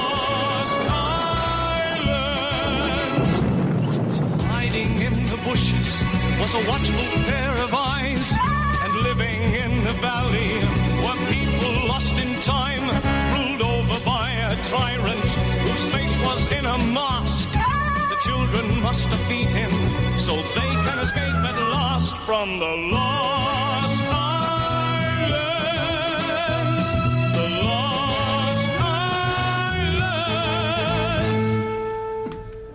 That was the chair. What I don't get, right, and this really annoys me, Kelly, you're young, you're hip, you're cool to the scene. Thanks. No worries, mate. That is not a problem at all. Have you ever seen the television programme Episodes? No. Flippin' heck. Episodes. I've heard of it, but no. Tamsin Gregg. It's got your favourite in it. I love Tamsin Gregg. But it's also got Mangan. Stephen Mangan. Hi, I'm in low rent Steve Coogan. I've got the teeth and the frizzy hair and none of the flipping talent. So likeable, though. And Matt, so it's the thing, right, where Tamsin Gregg, oh, she's beautiful, and Stephen Mangan hang out with Matt LeBlanc, and they're writing like a sitcom for him, right? It's series 4. Have you ever seen it? No. It is awful. But they're making it for America, so it's a never-ending series, isn't it? They're not. They're making it's British. It's a British programme. Don't they flog it over there? They probably do flog it over there, but it's British, and most of the Americans in it are British. Oh. Doing those bad American accents. You know when you're trying to do an American accent, you're trying to do a genuine American accent because you're actually playing an American... Yeah. They're always British people doing American... No British person can do a successful American accent. What, not even House? No, he can't. They love him over there. I think the advantage we've got as Brits doing an American accent is America is so massive that even if you've got a bit of a hokey accent, people go, oh, he's just from out of town. The only half-decent American accent done by a Brit is Egg in The Walking Dead. I ain't seen it. Egg was in This Life. Yeah, I seen him in that. He did a British accent. Well, imagine Egg, but doing an American accent because I'm an undercover cop in the world run over by zombies. He's not undercover. David... Hello. Can you do an American accent? Gee, no. See, nobody can do it. 08459 455 555. The last 25 minutes of the show. Can we find? I can do the one that talks like that. But that's obviously not American. That's how they talk down south. I'm Penelope Pitstop. Hail that saying. David, you've not called in about American accents, and I'm sorry for involving you in our nonsense. What have you called in about? Yeah, I was going to say that you saw the Victory in Europe celebrations yesterday. Well, I didn't see it, but yes, they took place, yes. So the whole week, there was a whole weekend, wasn't there, of it? Yeah, well, they had all the veterans going past, etc. Getting kissed by dolly birds, no doubt. And with all their medals, and in Westminster Abbey. Yeah.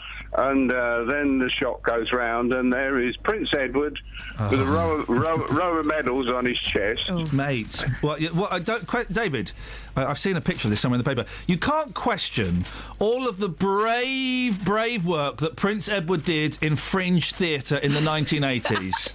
Yeah, and he got kicked out the Royal Marines because he weren't good enough, and he's got a load of medals. And it's really, to me, I think that's a disgrace for all the veterans that fought in the war and actually fought. What did Prince Philip do? Because Prince Philip, it says here in the Daily Mail, decorated Prince Philip's dazzling array of medals. But I mean, did he kill any? Did he see combat? Wasn't he a Greek? Yes, he did. Wasn't he a Greek naval officer? He was a naval officer. He did see action. He's got. Hang on. 1, 2, 3, 4, 5, 6, 7, 8, 9, 10, 11, 12, 13, 14, 15... He's got 17 medals. Did he see 17 medals worth of action? Well, I don't know. Would look like Prince Charles. But Prince Andrew did fought... I wonder where you were going with that. We know he did. We don't go into other things. No. But he did fought in the Falklands as a Royal Naval helicopter pilot. But did he fight in the Falklands, or was he there, as a little bit of PR? I'm sure Prince Andrew and I'm sure Prince Harry, their lives were never actually in danger, were they? I don't know. I think that in hardness quotients, I think probably Harry is harder. Don't you? You know what I'm saying about Prince Edward? Yep. It seems a bit of a disgrace. I know what you mean, the veterans, that fought. My father was in the second wave of D-Day. He passed away years ago. But you've got people there with the medals, which they fought. They had interviewed a woman there who got medals for she was in the army, etc. But Edward has done nothing, and you get all these foreign despots like Idi Amin years ago, and they used to laugh. He used to give himself medals. Wow. What's the difference? What is the difference between? Yes, hang on a second. David did do that. He compared Prince Edward to Idi Amin of all people. Wowzers! That's a leap, David. Well, yeah, I know. I've got a theory. Go on. Maybe David and Ian, we're getting it all wrong, and Edward did things undercover that we would never find out about unless we were going to be shot. Well, that's the rumour. Well, maybe he's our secret. David got the reference. I know, I did too. David got the reference. Maybe he's our secret lethal weapon. That's why I closed his microphone. David, thank you very much indeed. 08459 455 555. I really hope that Blue performed well at that concert on Saturday night. I didn't see it. I did the 2-minute silence on Friday. Oh. How bad is it to speak during the 2-minute silence? Pretty bad. Because we had, was doing it on another station, we had people phoning up saying, well, I was in the supermarket and there were people talking and still shopping. It depends how aware of it they are. It's not their fault if it's not been flagged up, is it? All right, here we go. At risk of upsetting the Daily Mail. So we're doing the 2-minute silence on another radio station, observing the silence. And then I went onto the intercom to speak to my producer. Do I still get paid for this? I mean, it was flippant, it was light-hearted, it was probably incredibly offensive and disrespectful. That's why I didn't do it. I only thought about doing it. This is disrespectful and racist. So is this? Wow, that's disrespectful. Yeah, but this is disrespectful and racist. Yeah, go on. And wrong, the three. What, it's not Justin we're going to, is it? It's not on the screen. US diner offers 10% off, but only to whites. Yes, this is happening in America. Oh, wow! Right now. A restaurant in the United States has been branded racist, well, I think it's racist, for plans to give a 10% discount exclusively to white customers because all Americans should be celebrated. Oh. This restaurant's called the Rubbing Butts Barbecue and Country Cafe. I say, I don't think I'd want a discount in Rubbing Butts. I've got a membership card. It's created a White Appreciation Day on June the 11th. Oh. Is that your birthday? No. Unfortunately, I can move my birthday. When the offer will be available, Edgar Antillon, the owner of the eatery... What's it called again? Rubbing Butts Barbecue. Okay. Rubbing Butts Barbecue, yep. That's always a way to start a fire, isn't it? Really? Take you ages, though. Yeah, well, what fun. Get really tired arms and a very hot butt. Oh, I imagine rubbing butts with somebody else's butts. I was imagining that. I think it's because they call it, they rub their meat, don't they, for the barbecue? Is that what... do they? Yes. Anyway, it's an alternative to leaving it to, stewing it. Anyway... Bit of sauce with that? Edgar Antillon, I prefer rub. Edgar Antillon, owner of the eatery in Milliken near Denver, Colorado, said, "We have a whole month for Black History Month. We have a whole month for Hispanic Heritage Month. So we figured the least we could do is offer one day to appreciate the white American." Hang on a second. That's not a bad point. Well, I think the others would suggest that's not a bad point. You have to. I mean, it is an argument. The others would suggest that the rest of the 10 months of the year is appreciated. Yeah, but white American. you get the argument, don't you? Well, you have a black police federation. What if I were to start a white police federation? And do you know?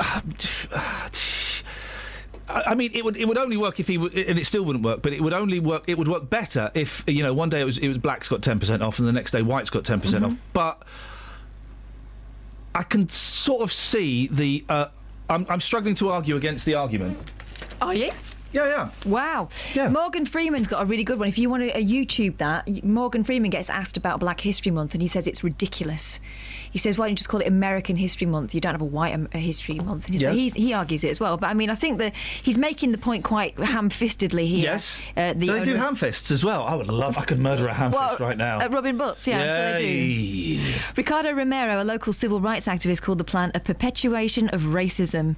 Others backed the move on the restaurant's Facebook page, with one supporter writing, "I've always wondered when America would ever celebrate white heritage. Thank you." How do you spell rubbing butts? RUBBIN. Yep. Apostrophe. Yep. Butts. BUTTZ. Hey, rubbing butts! I got it. Rubbing butts in Colorado. Yeah. Yeah, 903 Broad Street. Let's go to the Facebook page. Hey, it's two pigs rubbing their butts. Little do they know what's going to happen to those butts. This is his Facebook page. It closed on Mother's Day, American Mother's Day. What about the mothers? They need to go to the restaurant. He's got quotes from Anne Frank on his Facebook page. Oh, he can't be a racist then. A pay it forward line was started today at the restaurant. It started with a gentleman buying dessert for a couple celebrating their 10-year anniversary.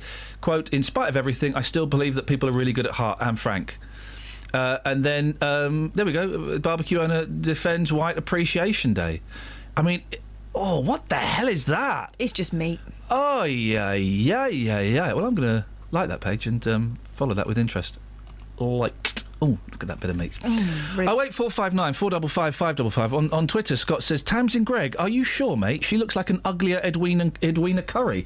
She is hot. It's the wonky eye, And the funny nose. Yeah, I love it. I absolutely love it. It's very much your look, isn't I think she's so beautiful. Tamsin Greig, the woman from Cold Feet.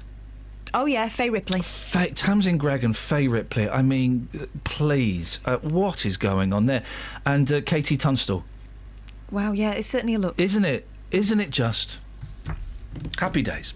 08459 455 555. Travel news for beds, cards and bugs. BBC Three Counties Radio. There are 2 lanes closed on the A1M southbound because a bus is on fire between junction 6 for Welwyn Garden City and 4 for Hertford. The delays are now back to junction 8 for the A602 at Stevenage. On the M1 southbound, there's a lane closed because of a broken down car between junction 12 for Flitwick and 11 for Dunstable Road. And the M40 into London's very slow from junction 5 for the A40 at Stokenchurch to 4 for the High Wycombe Handycross roundabout. The delays are busy and they're not helped by the accident that was earlier on at junction 1A for the M25. So it's still looking quite busy towards the M25. On the M25, it's busy from junction 17 for Maple Cross to 16 for the M40. Samantha Bruff, BBC Three Counties Radio. Thank you, Sammy. It's an interesting question. Someone just tweeted me they spoke through a 2-minute silence for something else at somewhere else. And I kind of think, people get a little bit, I don't want to use the word fascist, but because it particularly, we're talking about war, 2-minute silence is a bit inappropriate, but it feels like that. I'm going to use that word. People get a little bit fascist around the 2-minute silence and get very, very angry, you know, to the point of almost threatening violence. But those soldiers died so that we had the right to either observe or not observe the 2-minute silence. But it's a show of solidarity, isn't it? And if someone breaks it, it's like letting the side down. In your opinion, I don't think it is. I think that's the psychology of it, isn't it? That we're all together at that time with our thoughts. Well, for those people who support it, I mean... No, not even support it, just remembering what happened. No, but in your opinion, it's a show of solidarity. For a lot of people, it's nothing. And that's their right to think it's nothing as well, isn't it? Yeah, don't spoil it, though, for those who are observing it. Well, don't spoil my don't spoil my conversation. Well, that's the counter-argument, is don't spoil my conversation. Don't have a go at me for not... Well, they can have a go at you. I'm not saying me personally, I'm saying me as, in general. Don't have a go at me for wanting to speak. People fight so we can disapprove. Exactly. So I'm going to fight you. That's the message. Thanks very much indeed. Where are we? 8:46. It's Monday, the 11th of May. I'm Iain Lee. These are your headlines on BBC Three Counties Radio. Luton Borough Council says it won't follow up its threat to take legal action against a 101-year-old woman over the pay for her care. People in Bedfordshire will find out today if they have to pay more for the police. And a horse box containing pet snakes and spiders has been destroyed by an arsonist in St Albans. Beds, Herts and Bucks weather. BBC Three Counties Radio. Seeing some sunshine proper towards the west side of Buckinghamshire at the moment. Elsewhere, we've still got some quite high clouds, so it's quite hazy but bright, and it's already feeling quite warm. Now, once we get the sunshine, temperatures will shoot up fairly quickly, but then through lunchtime onwards, we've got some more clouds, some thicker clouds. Should stay dry throughout, and eventually this cloud will thin and break as well. So we'll get some sunshine through the second part of the afternoon and into the evening, but it is really going to be a pleasantly warm day. We're looking at a maximum maybe 22 Celsius. Overnight tonight, dry and clear to start, but then the cloud increases towards dawn tomorrow morning. With it, we could see some showers. Minimum temperature in double figures at 10 Celsius. A cloudy start tomorrow, maybe 1 or 2 showers still there, but they're going to clear south fairly quickly. That's going to leave a largely dry day with some sunny spells. A bit of a breeze, though, tomorrow, which will make it feel a bit cooler. Maximum temperature 17 Celsius. And that's your forecast. Every weekday from 3. Local stories. People in Watford are being urged to celebrate their local heroes by creating a postcard in their honour. In other local news, rugby fans are being warned to watch out for fake World Cup tickets. Roberto Peroni. Now, a metal detectorist has discovered an archaeological find in a field near Royston in Hertfordshire. Taxi drivers in Luton are demanding to be allowed to drive in bus lanes at all times. There is to be a new station at the Leighton Buzzard Narrow Gauge Railway. Roberto Peroni. Weekdays from 3 on BBC Three Counties Radio. Call 08459 455 555. BBC Three Counties Radio. 08459 455 555. Did you? Well, we've got 12 minutes. Let's put it out there. Did you or did you not observe the 2-minute silence? Probably didn't. Well, then there you go. You see. But then I wasn't standing in a place where it was quiet. Well, but you should have remembered. Those guys died so that you would remember. I was in the car somewhere. Well, hang on a second. You've gone from being all high and mighty and waving the Union flag or the flag of St George or whatever flag you choose to wave, then gone, yeah, but actually I'm excluded I from it. probably forgot about it. Well, like most people. You forgot about all of those soldiers what done die. I remember them every day. But that's the point, you see. You were saying, well, we should observe it. So, no, if but you're then standing somewhere where they're observing a minute's silence, it's rude to interrupt. Guys. But if you're just, if you're going about your business. It's all right to forget it. It's all right to forget VE the Day. I lives just that think were... VE Day got a bit lost. The whole thing got a bit lost. I don't think it did, actually. I thought it was going to, but I don't think it did. Because when I was in Birmingham, and we had the 2-minute silence on the radio, but also in the city centre, near the city centre, by the library. I did observe it. I was asleep. It doesn't count. You would have been talking in your sleep. In the city centre, they had like a big street party going on, and they had like loads of bands and loads of like food and stuff. I mean, it was drizzling, so I felt sorry for the poor so and so's. But and it was on the it was on the telly quite a bit at the weekend. So Didn't watch telly. I was enjoying my freedom, hard-won freedom. Did you observe, or did you not observe, the 2-minute silence? 08459 455 555. Hey, someone who's going to be observing a few minutes silence soon. Burt Reynolds. You seen the state of him? Oh dear. I mean, for goodness sakes, we all love a little bit of Burt. There was a rumour, wasn't there, in the 80s that he had AIDS because he got quite thin. He didn't. He had this weird hearing thing that made him. He couldn't move because his hearing went and his balance went.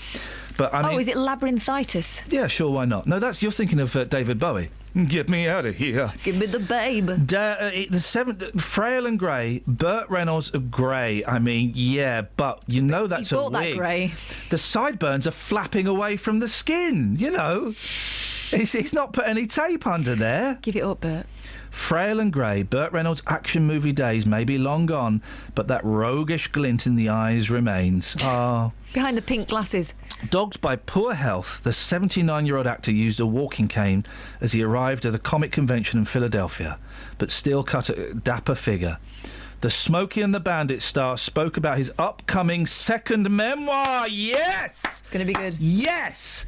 Telling fans, I got along great with 98% of my co-stars and a few I didn't like at all. I do love Burt Reynolds. Smokey and the Bandit 1 and 2. Guys, classics. You know what he is, or he was?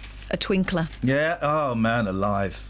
And he's still got the same moustache. You've got to respect that. You've got to respect that. That is real. 08459 455 555 is the telephone number if you want to give us a call. You're more than welcome. Oh, I think I've got the texts up as well. Shall we have a little look at the texts? Yeah, some of them are filthy. Mostly from Chris Stroke J. Yeah, Chris Stroke J. Come on, guys.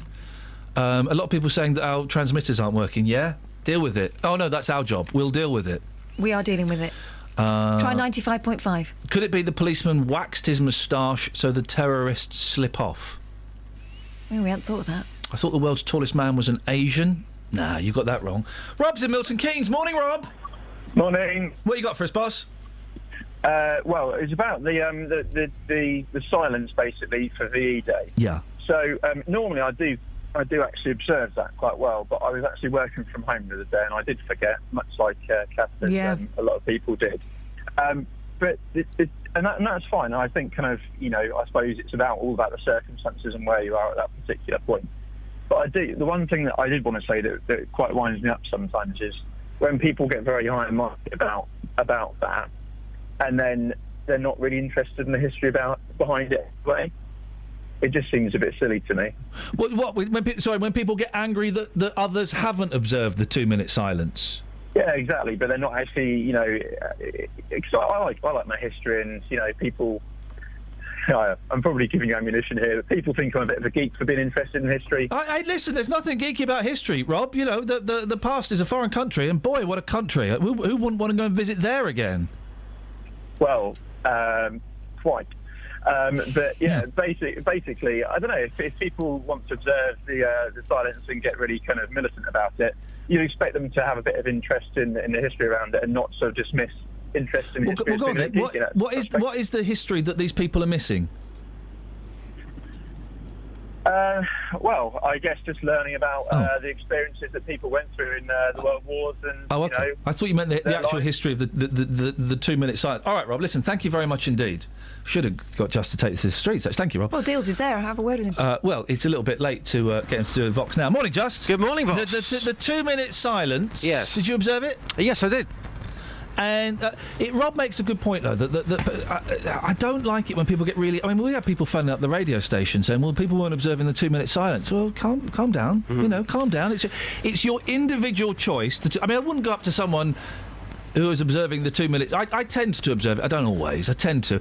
I wouldn't go up to someone and go, go on, say something. Go on, say something. I wouldn't do that. Yeah. But You would do it to me. Well, I would do it to you, yeah. I would tickle you.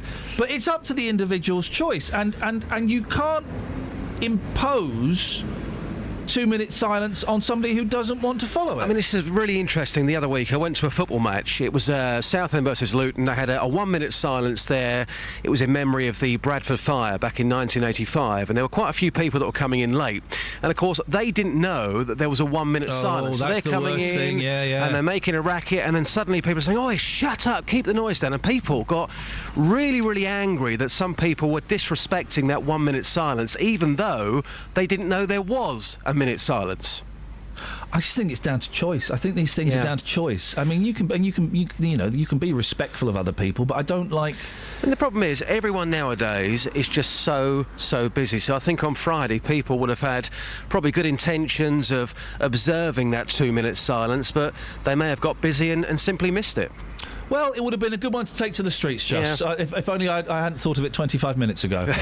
But instead, we sent you out trying to find a tall Asian. That sums us up, really. That sums this show up. Oh, what a morning. Gilbert O'Sullivan, the hipster copper, and now tall Asians, all linked in together, I think. What have you got? Well, I've been looking this morning on the streets. This stereotype that most Asian men aren't tall, it's taken me so long to find a tall Asian man. A very short clip coming up here.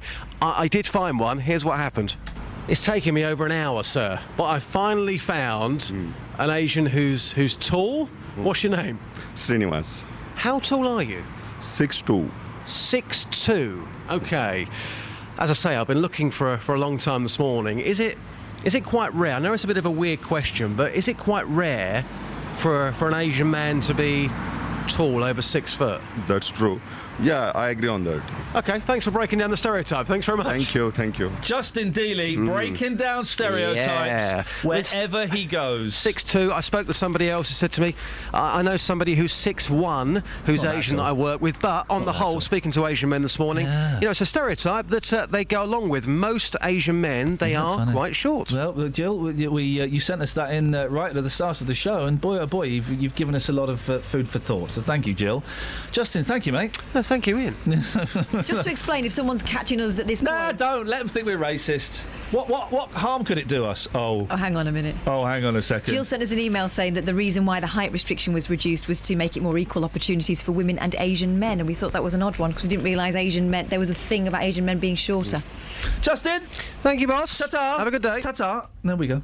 You got anything else? You're putting the papers away? Yeah, no, I was just tidying up. I thought we were nearly done. No. Vegetarians, page... I 18. used to be a vegetarian, and I was thinking that as I was in a Malaysian restaurant on Friday night, chomping into some of the best ribs I've ever had in my flippin'... I love ribs! Oh, man! I love ribs. What was that vegetarian nonsense about for 26 years, you sucker? I said sucker. Hey. You're not helping. A fifth of Britons say they're mocked, criticised or excluded from social events because of their diet. More than 10 million of us are vegetarian, diabetic or celiac who need a gluten-free diet. Celiac? You only eat celery? Oh, God. Gluten-free. My friend's celiac. It's actually really nasty. Yeah. Over half avoid going to dinner parties or out with friends because their needs are not catered for. No, that's rubbish. That is rubbish. That is absolute rubbish. As a vegetarian, you can go and eat. You can eat perfectly well, pretty much anywhere. Did you ever have a situation where people just gave you the vegetables from a meal? Then? Yeah, and I was all right with that. That was fine. The worst one was when you go in and for a part of a roast, you get macaroni cheese as the meat for a roast. That's or pasta shells. I've had that as a roast, but yeah. What, like your 3? So what would you have preferred? Bit of nut roast. Oh, I love a bit of nut roast. Never had it. Oh, mate. Ooh. So you got raisins in it? No, mate, it's got nuts in. Otherwise it'd be a raisin loaf, you plum. Travel news for beds, cards and bugs. BBC Three Counties Radio.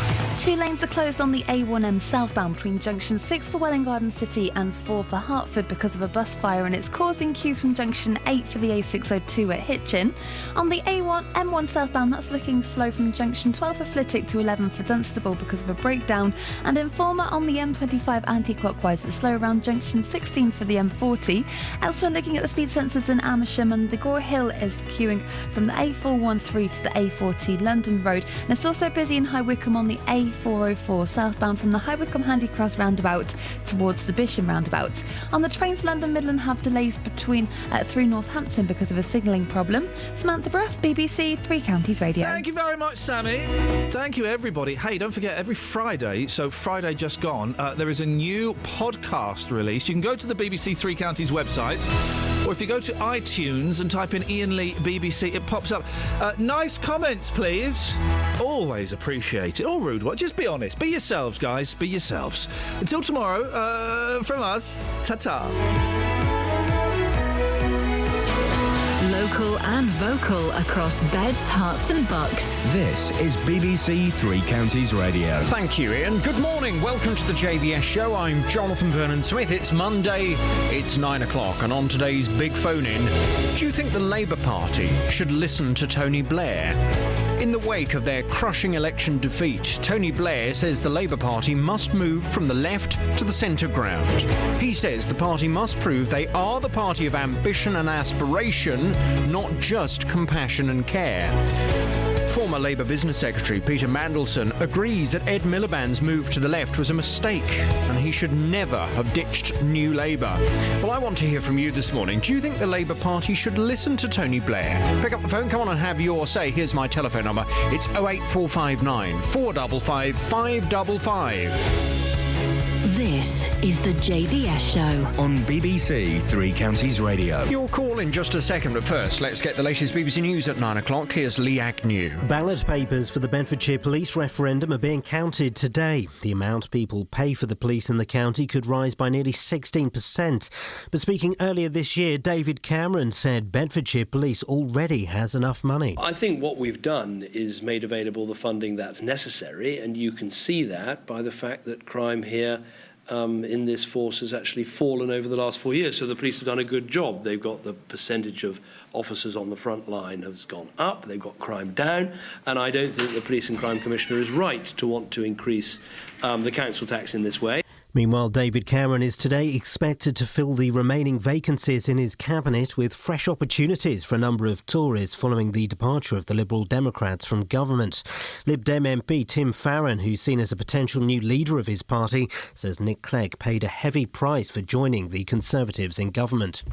I think, were right 5 years ago. In fact, I'm very proud of what we've done in the 5 years we've been in government, and we paid a price for it. I think even in hindsight, Nick Clegg was right to lead us into coalition. We're just seeing now today, aren't we, plans to take 12 billion out of the pockets of the poorest people in the country.